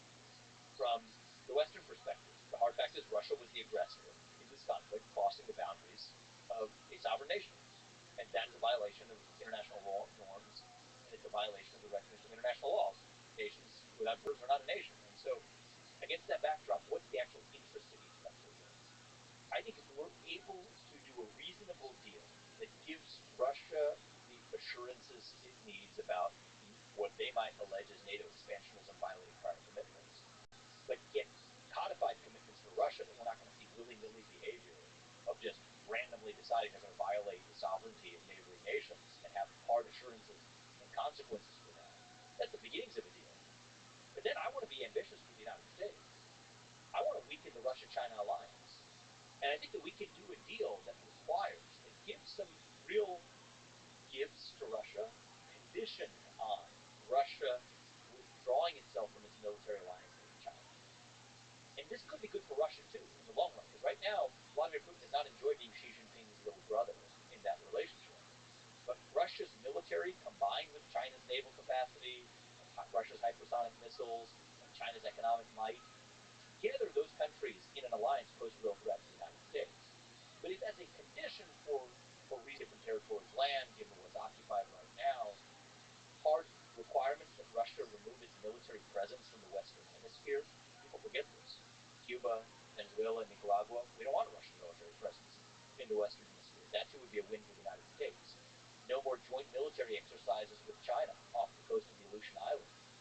The kinds of wins that the United States wants to protect the West's security, get Russia out of the Western Hemisphere, certainly out of the North American periphery, and then also make sure that Russia's no longer in that military alliance with China. In return for that, able to provide Russia some things that are important to Russia, we'd have to have a reasonable discussion about what the territorial concessions would be at the end of this war to bring in the peace and resolution, and what the guarantees are to make sure that NATO is going to not expand beyond the scope of what the United States has at least historically guaranteed. That, I think, together would be a reasonable deal that gives every party what they're looking for, that results in immediate peace, that results in greater stability, and most importantly, weakening the Russia-China alliance, which I think is the actual threat that we have so far, no matter who in this debate of more or less Ukraine funding has really failed to confront. That, I think, is the way we de-escalate the risk of World War III and weaken the threats to the West by actually dismantling that alliance. So from the American perspective, the main interest is weakening the alliance between Russia and China. Yes. I think the military alliance between Russia and China represents the single greatest threat we face. So do a deal that's very reasonable across the board, but one of the main things we get out of it is weakening that alliance, so no joint military exercises, no military collaboration. These are monitorable. These are monitorable attributes. If there's cheating on that, we're going to immediately have consequences. The consequence of their cheating. But we can't cheat on our own obligations that we would make in the context of that deal. There might be some extremely painful things for Ukraine here. So Ukraine currently captured a small region in Russia, the Kursk region, but Russia has captured giant chunks. Donetsk, Luhansk, Zaporizhzhia, Kherson regions. So it seems, given what you're laying out, it's very unlikely for Russia to give up any of the regions it's already captured. I actually think that would come down to the specifics of the negotiation. But the core goals of the negotiation are peace in this war, weaken the Russia-China alliance. And for Russia, what did they get out of it? Part of this is, here's something that's not negative for Ukraine, but that could be positive for Russia as part of that deal. It's not a zero-sum game alone with Ukraine on the losing end of this. I think reopening economic relations with the West would be a big win for Russia, but also a carrot that gets them out of that military relationship with China. So I do think that the foreign policy establishment has historically been, at the very least, unimaginative about the levers that we're able to use. Actually, I was a little critical of Nixon earlier in this discussion for his contribution to the overgrowth of the U.S. entitlement state and regulatory state. But I'll give Nixon credit here on a different point, which is that he was imaginative of being able to pull bread China out from the clasp of the USSR. He broke the China-Russia alliance back then, which was an important step to bring us to the near end of the Cold War. But there's an opportunity for similar unconventional maneuver to reopen economic relations with Russia, to pull Russia out from the hands of China today. There's no skin off Ukraine's back for that. And I do think that's a big carrot for Russia in this direction. I do think it will involve some level of tariff that, out of any good deal, not everyone's going to like 100% of what comes out of it. But that's part of the cost of securing peace, is that not everyone's going to be happy about every attribute. An immediate peace deal is also now in the best interests of Ukraine. Let's just rewind the clock. We're looking at now, let's just say we're early 2022, maybe June of 2022. Zelensky was ready to come to the table for a deal back then. Until Boris Johnson traveled when he had his own domestic political travails to convince Zelensky to continue to fight. And that goes to the point where when nations aren't asked for security, they have what the problem is a moral hazard of taking risks that really are suboptimal risks for them to take, because they're not bearing the consequences of taking those risks, not fully the cost. If Ukraine had done a deal back then, I think it is unambiguous that they would have done a better deal for themselves than they're doing now, after having spent hundreds of billions of dollars and expended tens of thousands of Ukrainian lives. So the idea that Ukraine is somehow better off because it failed to do that deal before is a lie. And if we're not willing to learn from those mistakes of the recent past, we're doomed to repeat them again. So this idea that it would be painful for Ukraine, you know what's been painful? Tens and tens and tens of thousands of people continue to die without any increased leverage in actually getting the outcome that they want. So I think there's an opportunity for a win-win-win. A win for the United States and the West more broadly, but a win-win-win. A win for the United States and the West more broadly in weakening the Russia-China alliance. A win for Ukraine in having an agreement that's backstopped by the United States of America's interests, that provides a greater degree of long-run security for the future existence of Ukraine and its sovereignty, and also stopping the bloodshed today. And I think a win for Russia, which is to reopen economic relations with the West and have certain guarantees about what the mission creep or scope creep of NATO will be. There's no rule that says that when one party, before full outright world war starts at least, there's an opportunity for there to actually be a win for everybody on the table, rather than to assume that a win for us is a loss for Russia, or that anything positive that happens for Russia is a loss for the United States. Just just to add to the table some things that Putin won't like, but I think are possible to negotiate, which is Ukraine joining the European Union and not NATO. So establishing some kind of economic relationships there, and also splitting the bill, sort of guaranteeing some amount of money from both Russia and the United States for rebuilding Ukraine. One of the challenges in Ukraine, a war-torn country, is how do you guarantee the flourishing of this particular nation? Right. So you want to not just stop the death of people and the destruction, but also provide a foundation on which you can rebuild the country and build a flourishing future country. I think out of this conversation alone, there are a number of levers on the table for negotiation in a lot of different directions. And that's where you want to be, right? If there's only one factor that matters to each of the two parties, and those are their red line factors, then there's no room for negotiation. This is a deeply complicated, historically intricate dynamic between Ukraine and Russia, and between NATO and the United States, and the Russia-China alliance, and economic interests that are at issue combined with the geopolitical factors. There are a lot of levers for negotiation, and the more levers there are, the more likely there is to be a win-win-win deal that gets done for everybody. So I think it should be encouraging the fact that there are as many different possible levers here, almost makes certain that a reasonable, practicable peace deal is possible. In contrast to a situation where there's both sides, and I can't tell you that there's a deal to be done. There's definitely a deal to be done here, and I think that it requires real leadership from the United States playing hardball, not just with one side of this, not just with Zelensky or with Putin, but across the board, hardball for our own interests, which are the interests of stability here. And I think that that will happen to well serve both Ukraine and Russia in the process. If you were president, would you call Putin? Absolutely. I mean, in any negotiation, you've got to manage when you're calling somebody and when you're not. But I do believe that open conversation, the willingness to have that as another lever in the negotiation, is totally fair game. Okay, let's go to the China side of this. The big concern here is that the brewing cold, or God forbid, a hot war between the United States and China in the 21st century. How do we avoid that? So a few things. One is, I do think the best way we also avoid it is by reducing the consequences to the United States in the event of that type of conflict. Because at that point, what you're setting up for, if the consequences are existential for the United States, then what you're buying yourself in the context of what could be a small conflict is, the first thing I want to make sure we avoid is a major conflict between the United States and China, like a World War level conflict. And the way to do that is to bring down the existential stakes for the U.S. And the way we bring down the existential stakes for the U.S. is make sure that the United States does not depend on China for our modern way of life. Right now we do. Because right now we depend on China for everything from pharmaceuticals in our medicine cabinet. 95% of ibuprofen, one of the most basic medicines used in the United States, depends on China for its supply chain. We depend on China, ironically, for our own military industrial needs. Think about how little sense that makes, actually.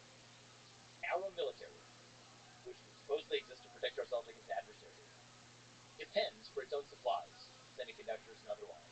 That doesn't make sense. Even if you're a libertarian in the school of Friedrich von Hayek, somebody I admire as well, even then you would not argue for a foreign dependence on adversaries in your military. So I think that's the next step we need to take, is at least reduce U.S. dependence on China for the most essential inputs for the function of the United States of America, including our own military. As a side note, I believe that means not just onshoring to the United States. It does. But if we're really serious about that, it also means expanding our relationships with allies like Japan, South Korea, India, the Philippines. The right would say, okay, I want to decouple from China, but I also want less trade with all these other places. You can't have both those things at the same time. And so we have to acknowledge and be honest with ourselves that there are trade-offs to declaring independence from China. But the question is, what are the long-run benefits? Now, you think about the other way to do this is strategic clarity. I think the way that you see world wars often emerge is strategic ambiguity from two adversaries who don't really know what the other side's red line is or isn't, and accidentally crosses those red lines. So I think we need to be much clearer with what are our hard red lines and what aren't they. And I think that's the single most effective way to make sure this doesn't spiral into major world war. And then let's talk about ending the Russia-Ukraine conflict in the terms that I just discussed with you before. I think weakening the Russia-China alliance not only reduces the risk that Russia becomes an aggressor, it also reduces the risk that China takes the risk that it would escalate us to World War III as well. So I think that geopolitically, you got to look at these things holistically. That end of the Russia-Ukraine war and that peace deal de-escalates not only the Russia-Ukraine conflict, but the risk of a broader conflict that includes China as well. By also weakening China, because Russia also has hypersonic missiles and missile capabilities that are ahead of that of China's. If Russia is no longer in a military alliance with China, that changes China's calculus as well. So that's kind of, I think, more strategic vision we need in our foreign policy than we've had since certainly the Nixon era. I think that you need people who are going to be able to challenge the status quo, question the existing orthodoxies, the willingness to use levers to get great deals done that otherwise wouldn't have gotten done. And that's why I do think someone like Donald Trump in the presidency, and obviously I ran for president as an outsider and a businessman as well, I think this is an area, our foreign policy is one where we actually benefit from having business leaders in those roles rather than people who are shackled by the traditional political manner of thinking. I think the thing you didn't quite make clear, but I think implied, is that we have to accept the red line, the one China policy. Both sides need to have their red lines. Both sides need to have their red lines. So, we can get into specific circumstances. The principle that I would give you is that we have to have a hard red line. In my campaign on this, or say to the others, I think that we have to have a clear red line that China will not and should not, for any time in the foreseeable future, annex Taiwan.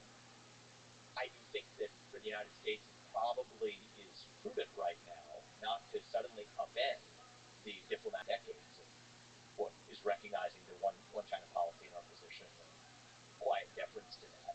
And understand that may be their red line, is the national recognition of Taiwan as an independent nation would be a red line that China would have, but we would have a red line to say that we do not, in any circumstance, tolerate the annexation by physical force at any time in the foreseeable future when that's against the interests of the United States of America. So those are examples. But the principle here is, you asked how do we avoid major conflict with China. I think it starts with clear red lines on both sides. I think it starts with also lowering the stakes for the United States by making sure we're not dependent on China for our modern way of life. I think it also starts with, ironically, using a peaceful resolution to the Ukraine war as a way of weakening the Russia-China alliance, which in the other direction of weakening China has significant benefits to us as well. But what do you do when China says very politely, we're going to annex Taiwan whether you like it or not? Again, that's not going to happen. That wouldn't happen if we actually make sure that we're crystal clear about what our red lines and priorities are. We also depend on the United States to understand that, God forbid, in a conflict scenario, China would perceive some risk to the Indian Ocean or the Andaman Sea no longer being reliable for getting Middle Eastern oil supplies. There's a lot of levers here, but I think that if we are both strategically clear with our allies and with our adversaries about what our red lines are, what our priorities are, reasonable deals that pull Russia out of the hands of China and vice versa, reasonable allies and relationships that cause China to question whether it can continue to have the same access to Middle Eastern oil supplies as it does today, and then clear red lines with China itself about what we definitely aren't okay with, and understand that they may have certain red lines too. That allows us, I think, to still avoid the unavoidable conflict, the Thucydides trap, against the circumstance of when there's a rising power against the backdrop of a declining power, conflict always becomes inevitable. That's a theory, not a law of physics. And I don't think that, A, we have to be a declining power, and B, I don't think that has to necessarily result in major conflict with China here. It's going to require real leadership with a spine. And you don't have to judge based on international relations theory to form a view on this. 4 years under Trump, we didn't have major conflicts in the Middle East, in places like Russia, Ukraine. We were on the cusp of war with North Korea when Obama left office and Trump took over. I believe that, somebody I've gotten to know actually reasonably well, for example, recently is Giorgia Meloni, who's the leader of Italy. I told her the same thing. One of the things I love about her as a leader of Italy is that she does not apologize for the national identity of the country, and that she stands for certain values uncompromisingly. And she doesn't give a second care about what the media has to say about it.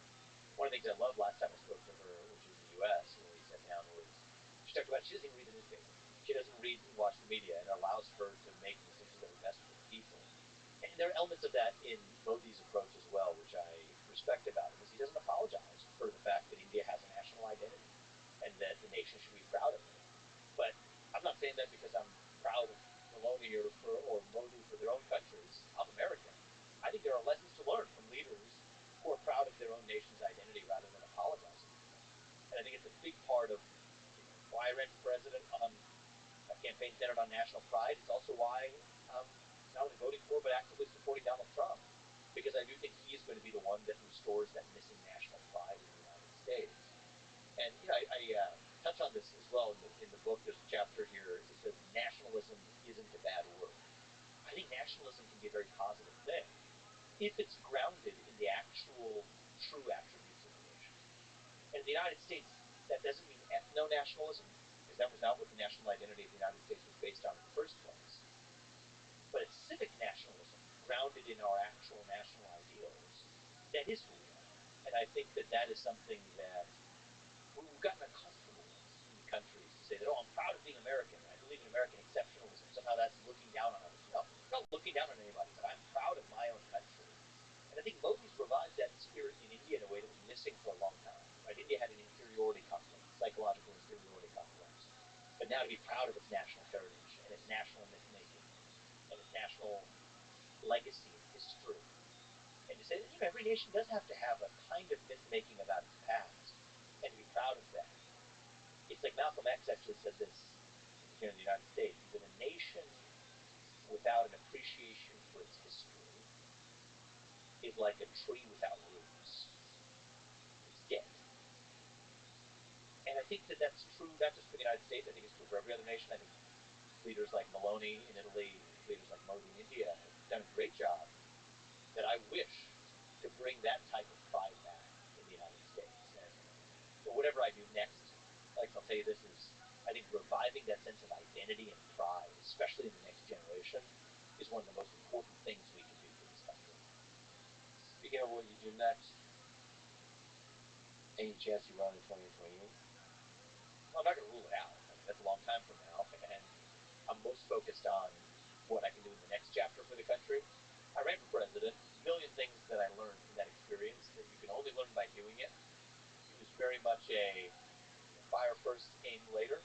With getting into the race, there was no way I could have planned and plotted this out as somebody who was coming from the outside. I was 37 years old, came from the business world. So there was a lot that only could learn by actually doing it, and I did. But I care about the same things that led me into the presidential race, and I don't think the issues have been solved. I think that we have a generation that is lost in the country. It's not just young people. I think it's all of us in some ways are hungry for purpose and meaning at a time in our history when the things that used to fill that void in our heart have been missing.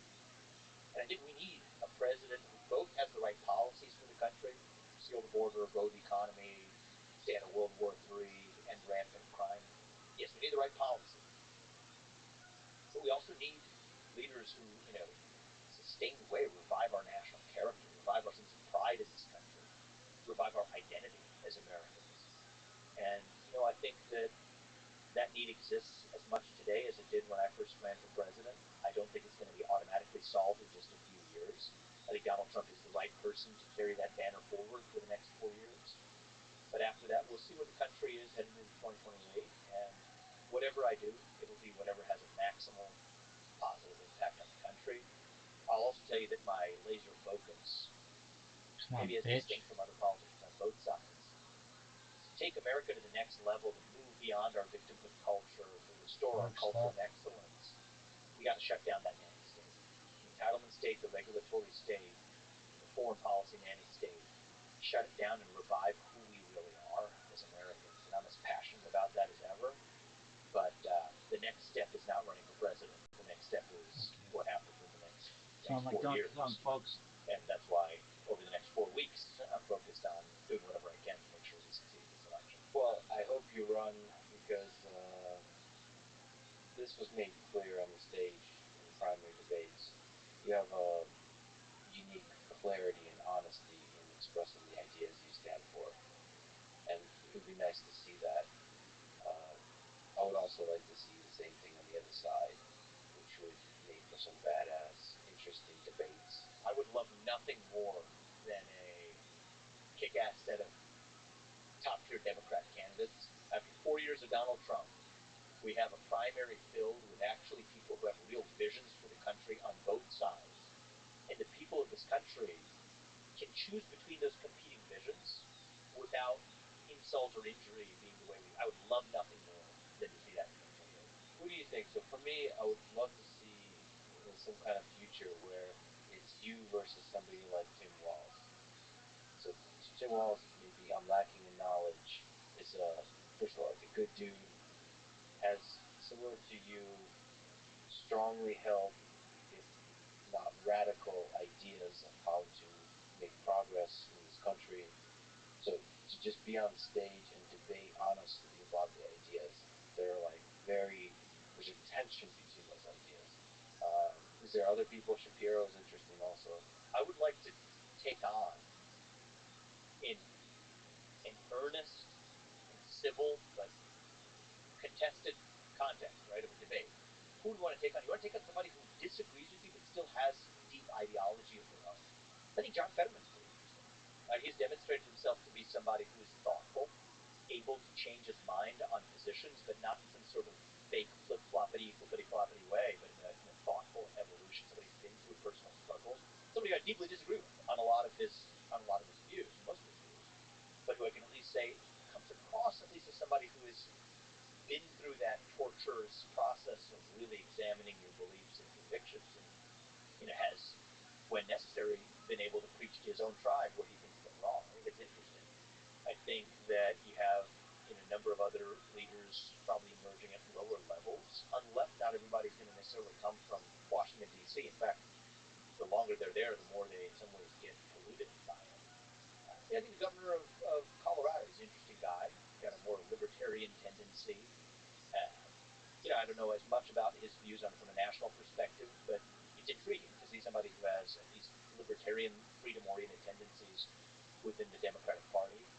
I think that there are a number of, I don't foresee him running for president, but I had a debate last year when I was running for president with Ro Khanna, who, say what you will about him, is a highly intelligent person and is somebody who is at least willing to buck the consensus of his party when necessary. I think he recently, I would say, lambasted, he phrased it very delicately, but criticized Kamala Harris's proposed tax on unrealized capital gains. So I like people who are willing to challenge the orthodoxies in their own party because it says they actually have convictions. And so whoever the Democrats put up, I hope it's someone like that. And for my part, I have and continue to have beliefs that will challenge Republicans. That on the face of it may not be the policies that poll on paper as the policies you're supposed to adopt as a Republican candidate. But what a true leader doesn't just tell people what they want to hear. You tell people what they need to hear. And you tell people what your actual convictions are. And this idea that I don't want to create a right-wing entitlement state or a nanny state, I want to shut it down, that challenges the presuppositions of where a lot of the conservative movement is right now. I don't think the bill to cap credit card interest rates is a good idea because that's price control, just like Kamala Harris's price controls, and it'll reduce access to credit. I don't think that we want a crony capitalist state showering private benefits on selected industries that favor us, or that we want to expand the CFPB or the FTC's remit, and somehow we're going to trust it because it's under our watch. No, I believe in shutting it down. That challenges a lot of the current direction of the conservative movement. I believe in certain issues that, maybe even outside the scope of what Republicans currently care about right now. One of the things that I oppose, for example, is, it's not a top issue in American politics, but just to give you a sense for how I think and view the world. I'm against factory farming of a large scale of, you could sort of say, putting the mistreatment of, one thing to say that you need it for your sustenance, and that's great, but another to say that you have to do it in a factory farming setting that gives special exemptions from historical laws that have existed that are the product of crony capitalism. I'm against crony capitalism in all its forms. I'm against the influence of mega money in politics. I don't think that's been good either for Democrats or Republicans. Some of those views, I think, are not necessarily the traditional Republican rank, orthodoxy reading chapter and verse from what the Republican Party platform has been. It's not against the Republican Party platform, but it's asking what the future of our movement is. Some of these things are hard, like getting money out of politics. Getting mega money. The mega money, yeah. And so long as it exists, you got to play the game. If you're going to play to win. I think one of the things I realized is that you just can't compete without it. But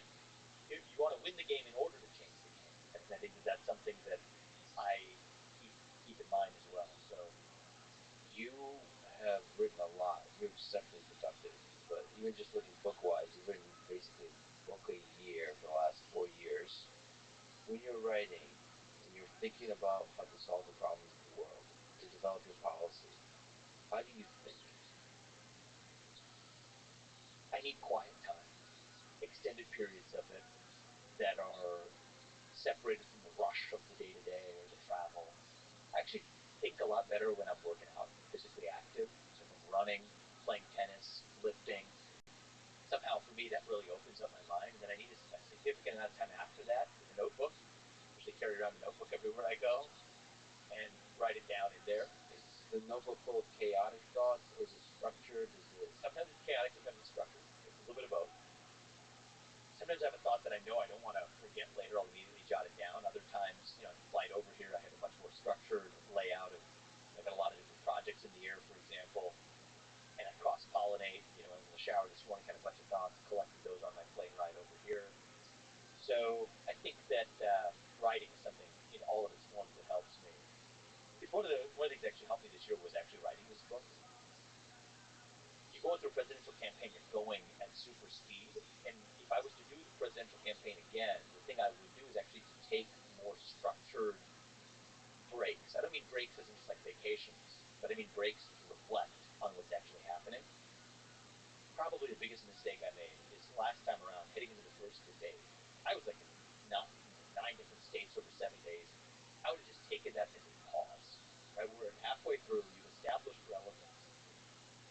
Now make sure the country sees who you actually are in full, rather than just the momentum, competitive driven version of you.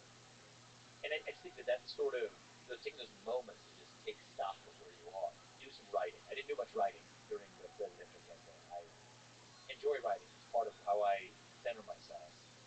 Part of what this book allowed me to do is, okay, I ran that whirlwind of a campaign.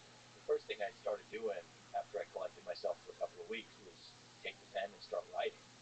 And I was committed to writing that book, whether or not anybody read it. I was writing it for myself. And actually started in a very different form. It was very personal, reflection oriented. But most of that, funny enough, when I learned about writing the book, was Edit it out. it just didn't end up in the book. Because it went in a different direction than like what's interesting for a publisher to publish. And so for each of my books, the things that I started writing ended up never in the book anyway, just because the topic ended up morphing. But the journey that led me to write this book, a lot of it in this book is still in there. This is my 4th book in 4 years, you're right. And I hope it's the most important one, but it is certainly the product of an honest reflection that whatever it might do for the reader, it helped me to write it. And I think that's one of the things that I learned from this campaign is not just all the policy lessons, but even just as a matter of personal practice, the ability to take spaces of time to not only physically challenge yourself, work out, etc., but to give yourself the space to reflect, to recenter yourself on the why. Had I done that, I think I would have been even more centered on the mission the whole time, rather than you get attacked on the way, you're thrown off your tilt, you're thrown off your balance. It becomes a lot harder for someone else to do that to you if you've really centered yourself on your own purpose. It's probably one of my biggest learnings. You mentioned the first primary debate. So more than almost basically anybody I've ever seen, you stepped into some really intense debates. Yeah. On the podcast, but in general, kind of in all kinds of walks of life, whether it's sort of debates with sort of protesters or debates with people that really disagree with you, like the radical opposite of you. What's the philosophy behind that, and what's the psychology of being able to be calm through all of that, which you seem to be? Well, I enjoy debate, and for me, I think just in ordinary life, forget about like a formal debate setting. Whenever I've received criticism or a contrary view, my first impulse is always, are they right? It's always a possibility, right? And most of the time what happens is you understand the other side's argument, but you emerge with a stronger conviction in your own belief. Right? You know your own beliefs better if you can state the best argument for the other side. But sometimes you do change your mind. And I think that that's happened over the course of my life as well. I think no one's a thinking human being unless that happens once in a while, too. And so anyway, just the idea of the pursuit of truth through open debate and inquiry, that's always just been part of my identity, part of who I am. I'm wired that way. I thrive on it. I enjoy it. Even my relationships with my closest friends are built around heated debates and deep-seated disagreements. And I think that's beautiful. Not just about human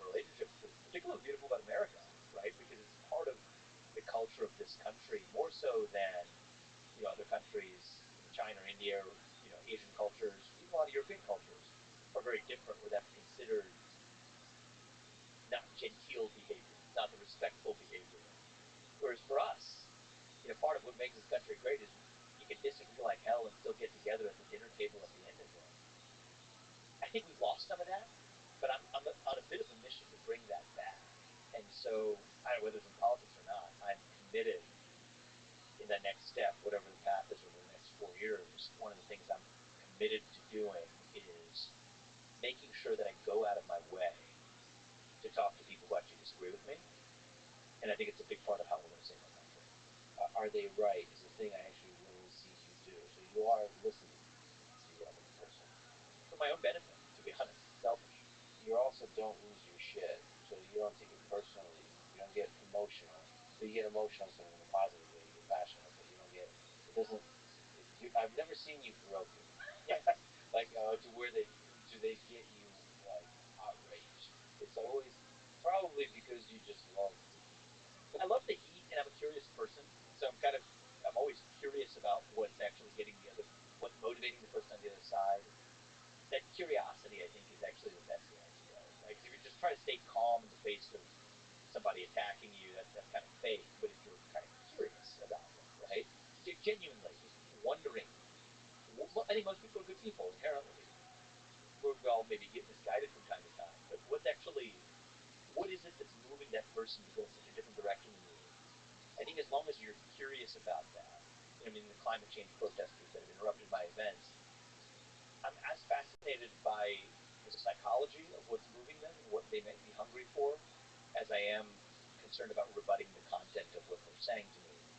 And I think that that's certainly something I care to revive. We don't talk about in politics that much, but reviving that sense of curiosity, I think, is in a certain way one of the ways we're going to be able to disagree but still remain friends and fellow citizens at the end of the day.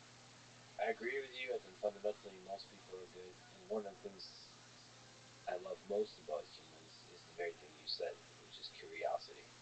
I think we should lean into that. You're a curious person. This podcast is basically born of your curiosity, I'm sure. And so I think we need more of that in America. That kind of. When I talked about our founding fathers, we were joking about it, but they were inventors, they were writers, they were political theorists, they were founders of a nation. They kind of had that boundless curiosity too. And I think part of what's happened culturally in the country is we've gotten to this place where we've been told that stay in your lane. You don't have an expert degree in that, therefore you can't have an opinion about it. I don't know. I think that's not. It's a little bit un-American in terms of the culture of it. And yeah, it's one of the things I like about you, and why I was looking forward to this conversation too. Is it's cool to have intellectual interests that span sports to culture to politics to philosophy. And it's not like you just have to be an expert trained in one of those things to be able to engage in it. But actually, maybe, just maybe, you might even be better at each of those things because you're curious about the other. The Renaissance man, if you will. I think we've lost a little bit of that concept in America, but it's certainly something that is important to me. And this year it's been kind of cool. After leaving the campaign, I've been doing a wide range of things. Right, I've been picking up my tennis game again. I practice at the Ohio State. You're damn good at tennis. I used to be better, but I'm picking Somebody it up. online was trying to correct me. I think you shot a very particular angle of that video. I think they were criticizing your backhand was weak potentially. That would be fair criticism. but it's gotten better. Again, it's gotten better recently. I've been playing with I've been practicing with the Ohio State team in the morning. They're like #1 in the country or close to it.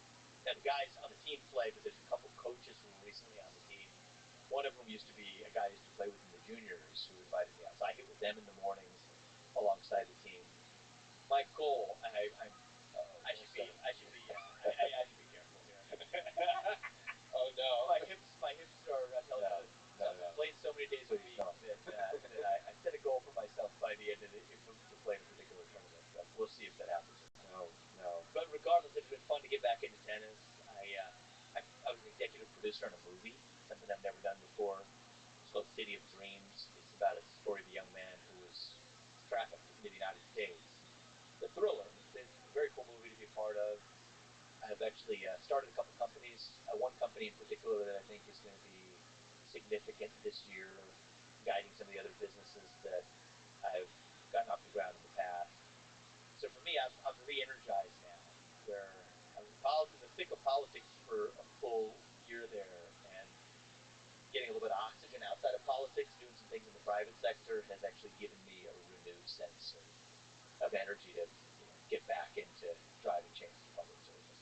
Well, it's been fun watching you do all these fascinating things, but I do hope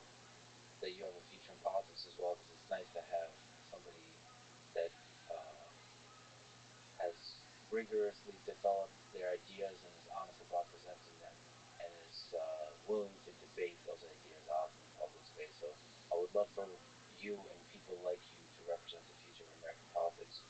So, Vivek, thank you so much. For every time I'm swiveling this chair, I'm thinking There he about is. How you Good, living, good. That was pimp? my goal. So big shout out to Thomas Jefferson. You ready Good to? man, good. You ready to game? Give me a sec. Take your time, big dog.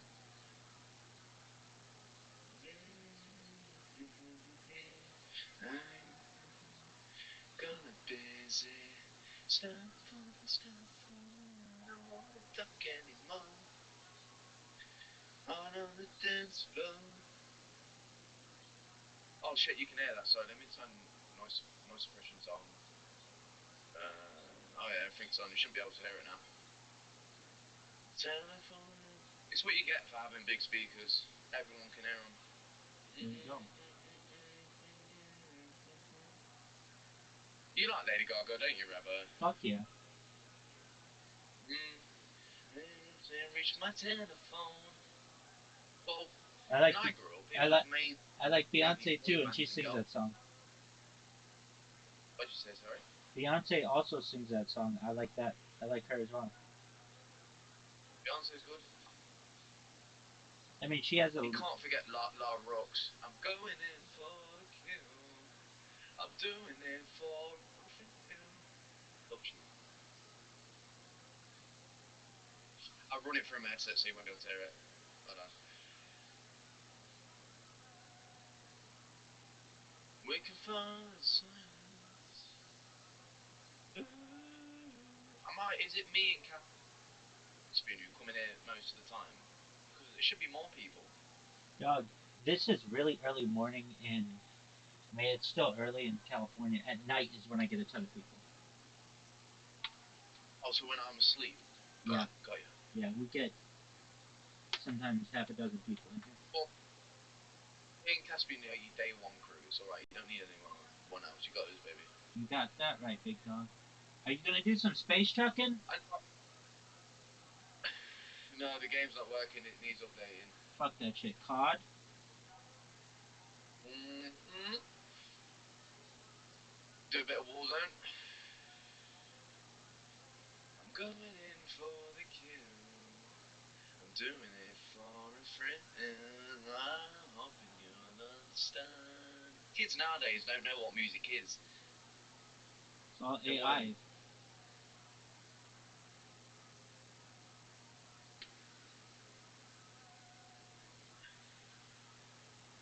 I got my Red Bull. I got my water because I'm starting to drink more water. So when I'm drinking Red Bull, if I finish a can, I'll drink like a liter of water to balance it out. There you go. So not only are you all jazzed, but you gotta piss like a racehorse. Yep. I had a shower. I've got a girl coming around Wednesday. Fuck Yeah, yeah. boy. Is she cool? Oh, she's cool. Are you in love? Sexy. It's getting there. Getting there. With me, I'll get in a relationship. It will take me maybe a good 5 months or something to actually start to feel the emotions properly because of how fucked up people have been in the past to me. So yeah, I feel it, but not majorly though. I've explained that to her. You gonna take it? You gonna take her to Pound Town? Oh, shut up, Rabbi. Shut up. I'll get her in the. There you go. I'll get her to speak on Discord to you. Oh, please do. Like every time I talk to someone in like karaoke or socialize, like, why do you hang around a rabbi so much? Well, rabbi's a guy who you can talk to and just chill. He doesn't force his religion. He doesn't force anything on you. He's an open-minded guy, and people need to realize that you are not a forceful person. Well, thank you. You're so sweet for still talking about me in places where I've been banned. I know. I stand up for you. I stand up for you like a motherfucker, dude. I ain't letting people chat shit on you when you're doing so much for the world. World peace, baby. Absolutely. World peace. 24/7, 365. It's a beautiful thing. I might actually put you in my Discord bio. Check Rabbi out. 24/7, 365. He's promoting world peace. I'm gonna get a lot of shit for it, but hey. That's amazing. That I've would just be, not got the I've not got the power you have with making accounts. Because if I could, I would. I understand. I mean, I can teach you how to do it. It's all free. Do I need a laptop? No, Oh. you can use your phone. I need to get a better phone though. My phone's on its way out. All right. I'm getting a new one on Thursday. Hopefully, I'm getting an S10, which is way better than what I've got.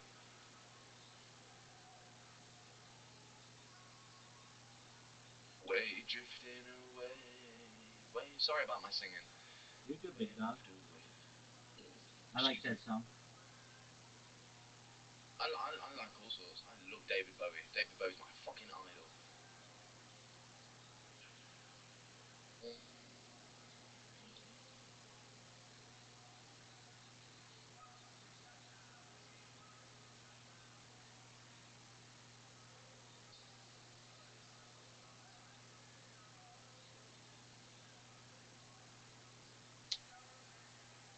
If you were put on a desert island and you could only listen to one artist or band, who would it be? Oh, dude, don't. Oh my god. Only an art.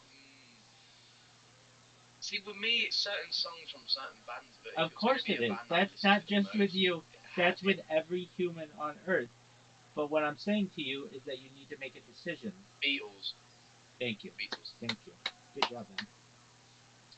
Amazing. I love the Beatles. I I love them. I love their style. Oh shit, there's a guy on top of the roof with me. Snipe that motherfucker. Get him. Get him with the grenade. He's pushing, he's pushing, he's pushing. Oh shit! He's gonna fuck you I up. didn't know there He was got two. you. He got you. Dude, I didn't know there was two. Oh, that is unfair. No, it's how the game's meant to be, but my dumbass should have done a reroute. I need some more upbeat tunes to get me in the mood. But my team's not really doing much anyway. Oh shit. I like to party. Everybody does.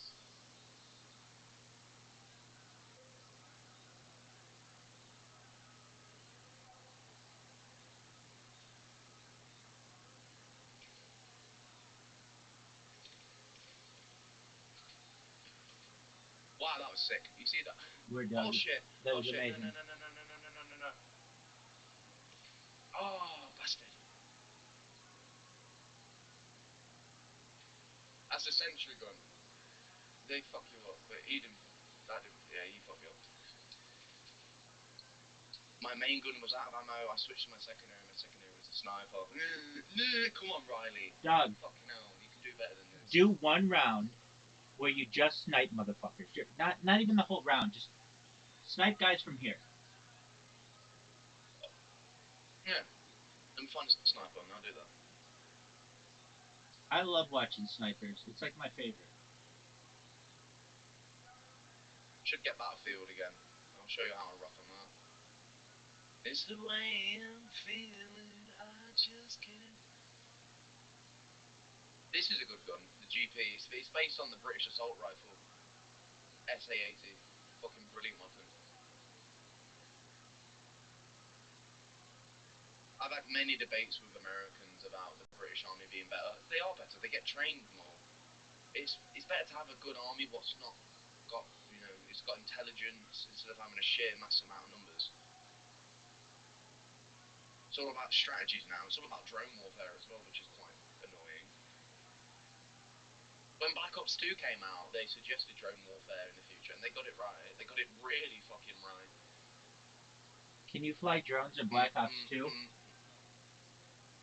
You can. There's a certain laws. If it's below 290 grams, you don't need a license, but you do need a permit. No, if it's no, above no. 290 grams, Doug, calm down, calm down. I said in Black Ops 2, can you fly a drone?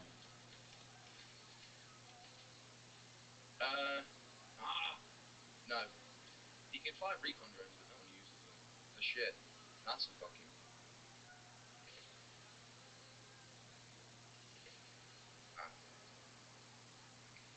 Dog, I want to see You you can fly snipe. bomb drones as well. I want to see you snipe a motherfucker. Frankly, right now, I'm unimpressed. I'm unimpressed until you snipe someone. So you tell me, Rabbi, I'm about to snipe this motherfucker, and then you got him in your scope and you take him out. Then I will be very impressed. I will clap for you.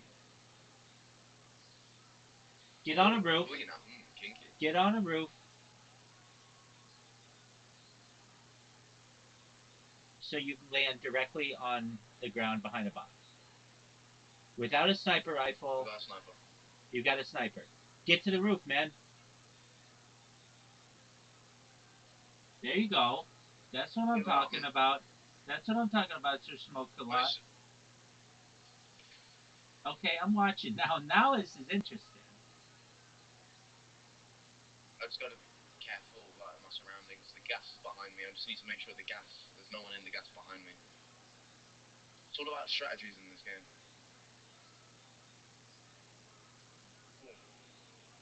Can you get up in that tower? That's why you got an alpha. No, there's people over Oh, there. dude. Whoa, whoa, whoa, whoa, whoa, Dude. whoa, whoa. No, there's people over Oh, there. dude. Whoa, whoa, whoa, whoa, whoa, Dude. whoa, whoa. Where is it? And fuck. Let's watch other people do it.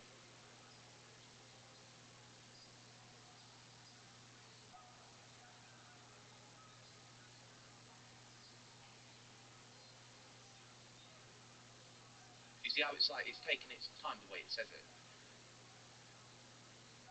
Yeah. So is there a stadium full of people watching this?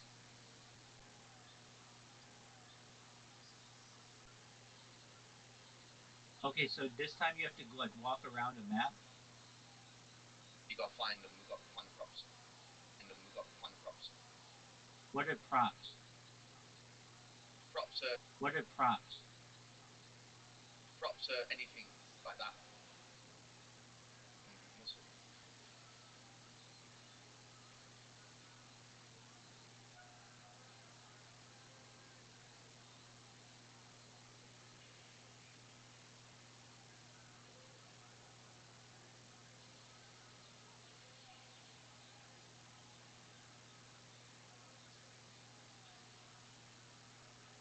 Yeah, I've never played this map, so I don't know what belongs and what doesn't belong. Like, it could be anything. That could. Oh, there's a guy on my left near the box there.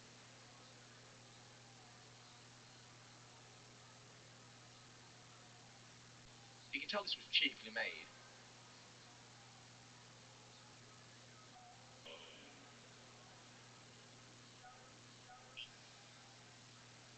Wow, he ran really far. Oh, yes. Where did you come from?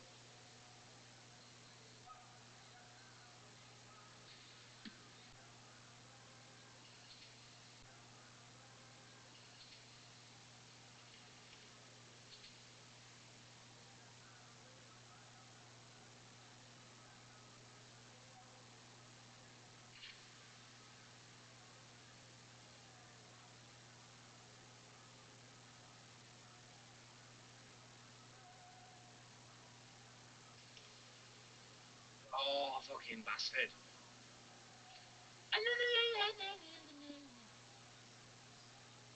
I'm still standing. You fucking having a laugh? You ran like a fucking bitch when I fucking. Oh, behind me again. You can never know what it's like.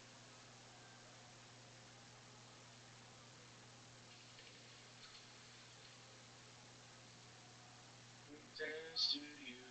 If Madonna wanted to have sex with you right now at this moment, would you? Yes or no? Go. Oh, come on. You were asked a very important question, Sir Smoke a Lot. If Madonna wanted to have sex with you at this exact moment, would you? Sorry. Yes or no? You're letting the people down.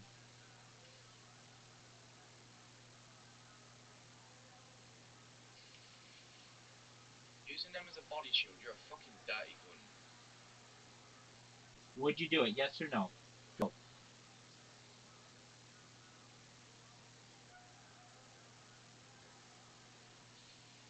Get fucked. Rounds gets killed. Fuck you all. Once I learn how they play, I'll be able to fucking beat them, but because I don't know, man, I don't lock onto them. Oh, fucking sitting there with a fucking sniper.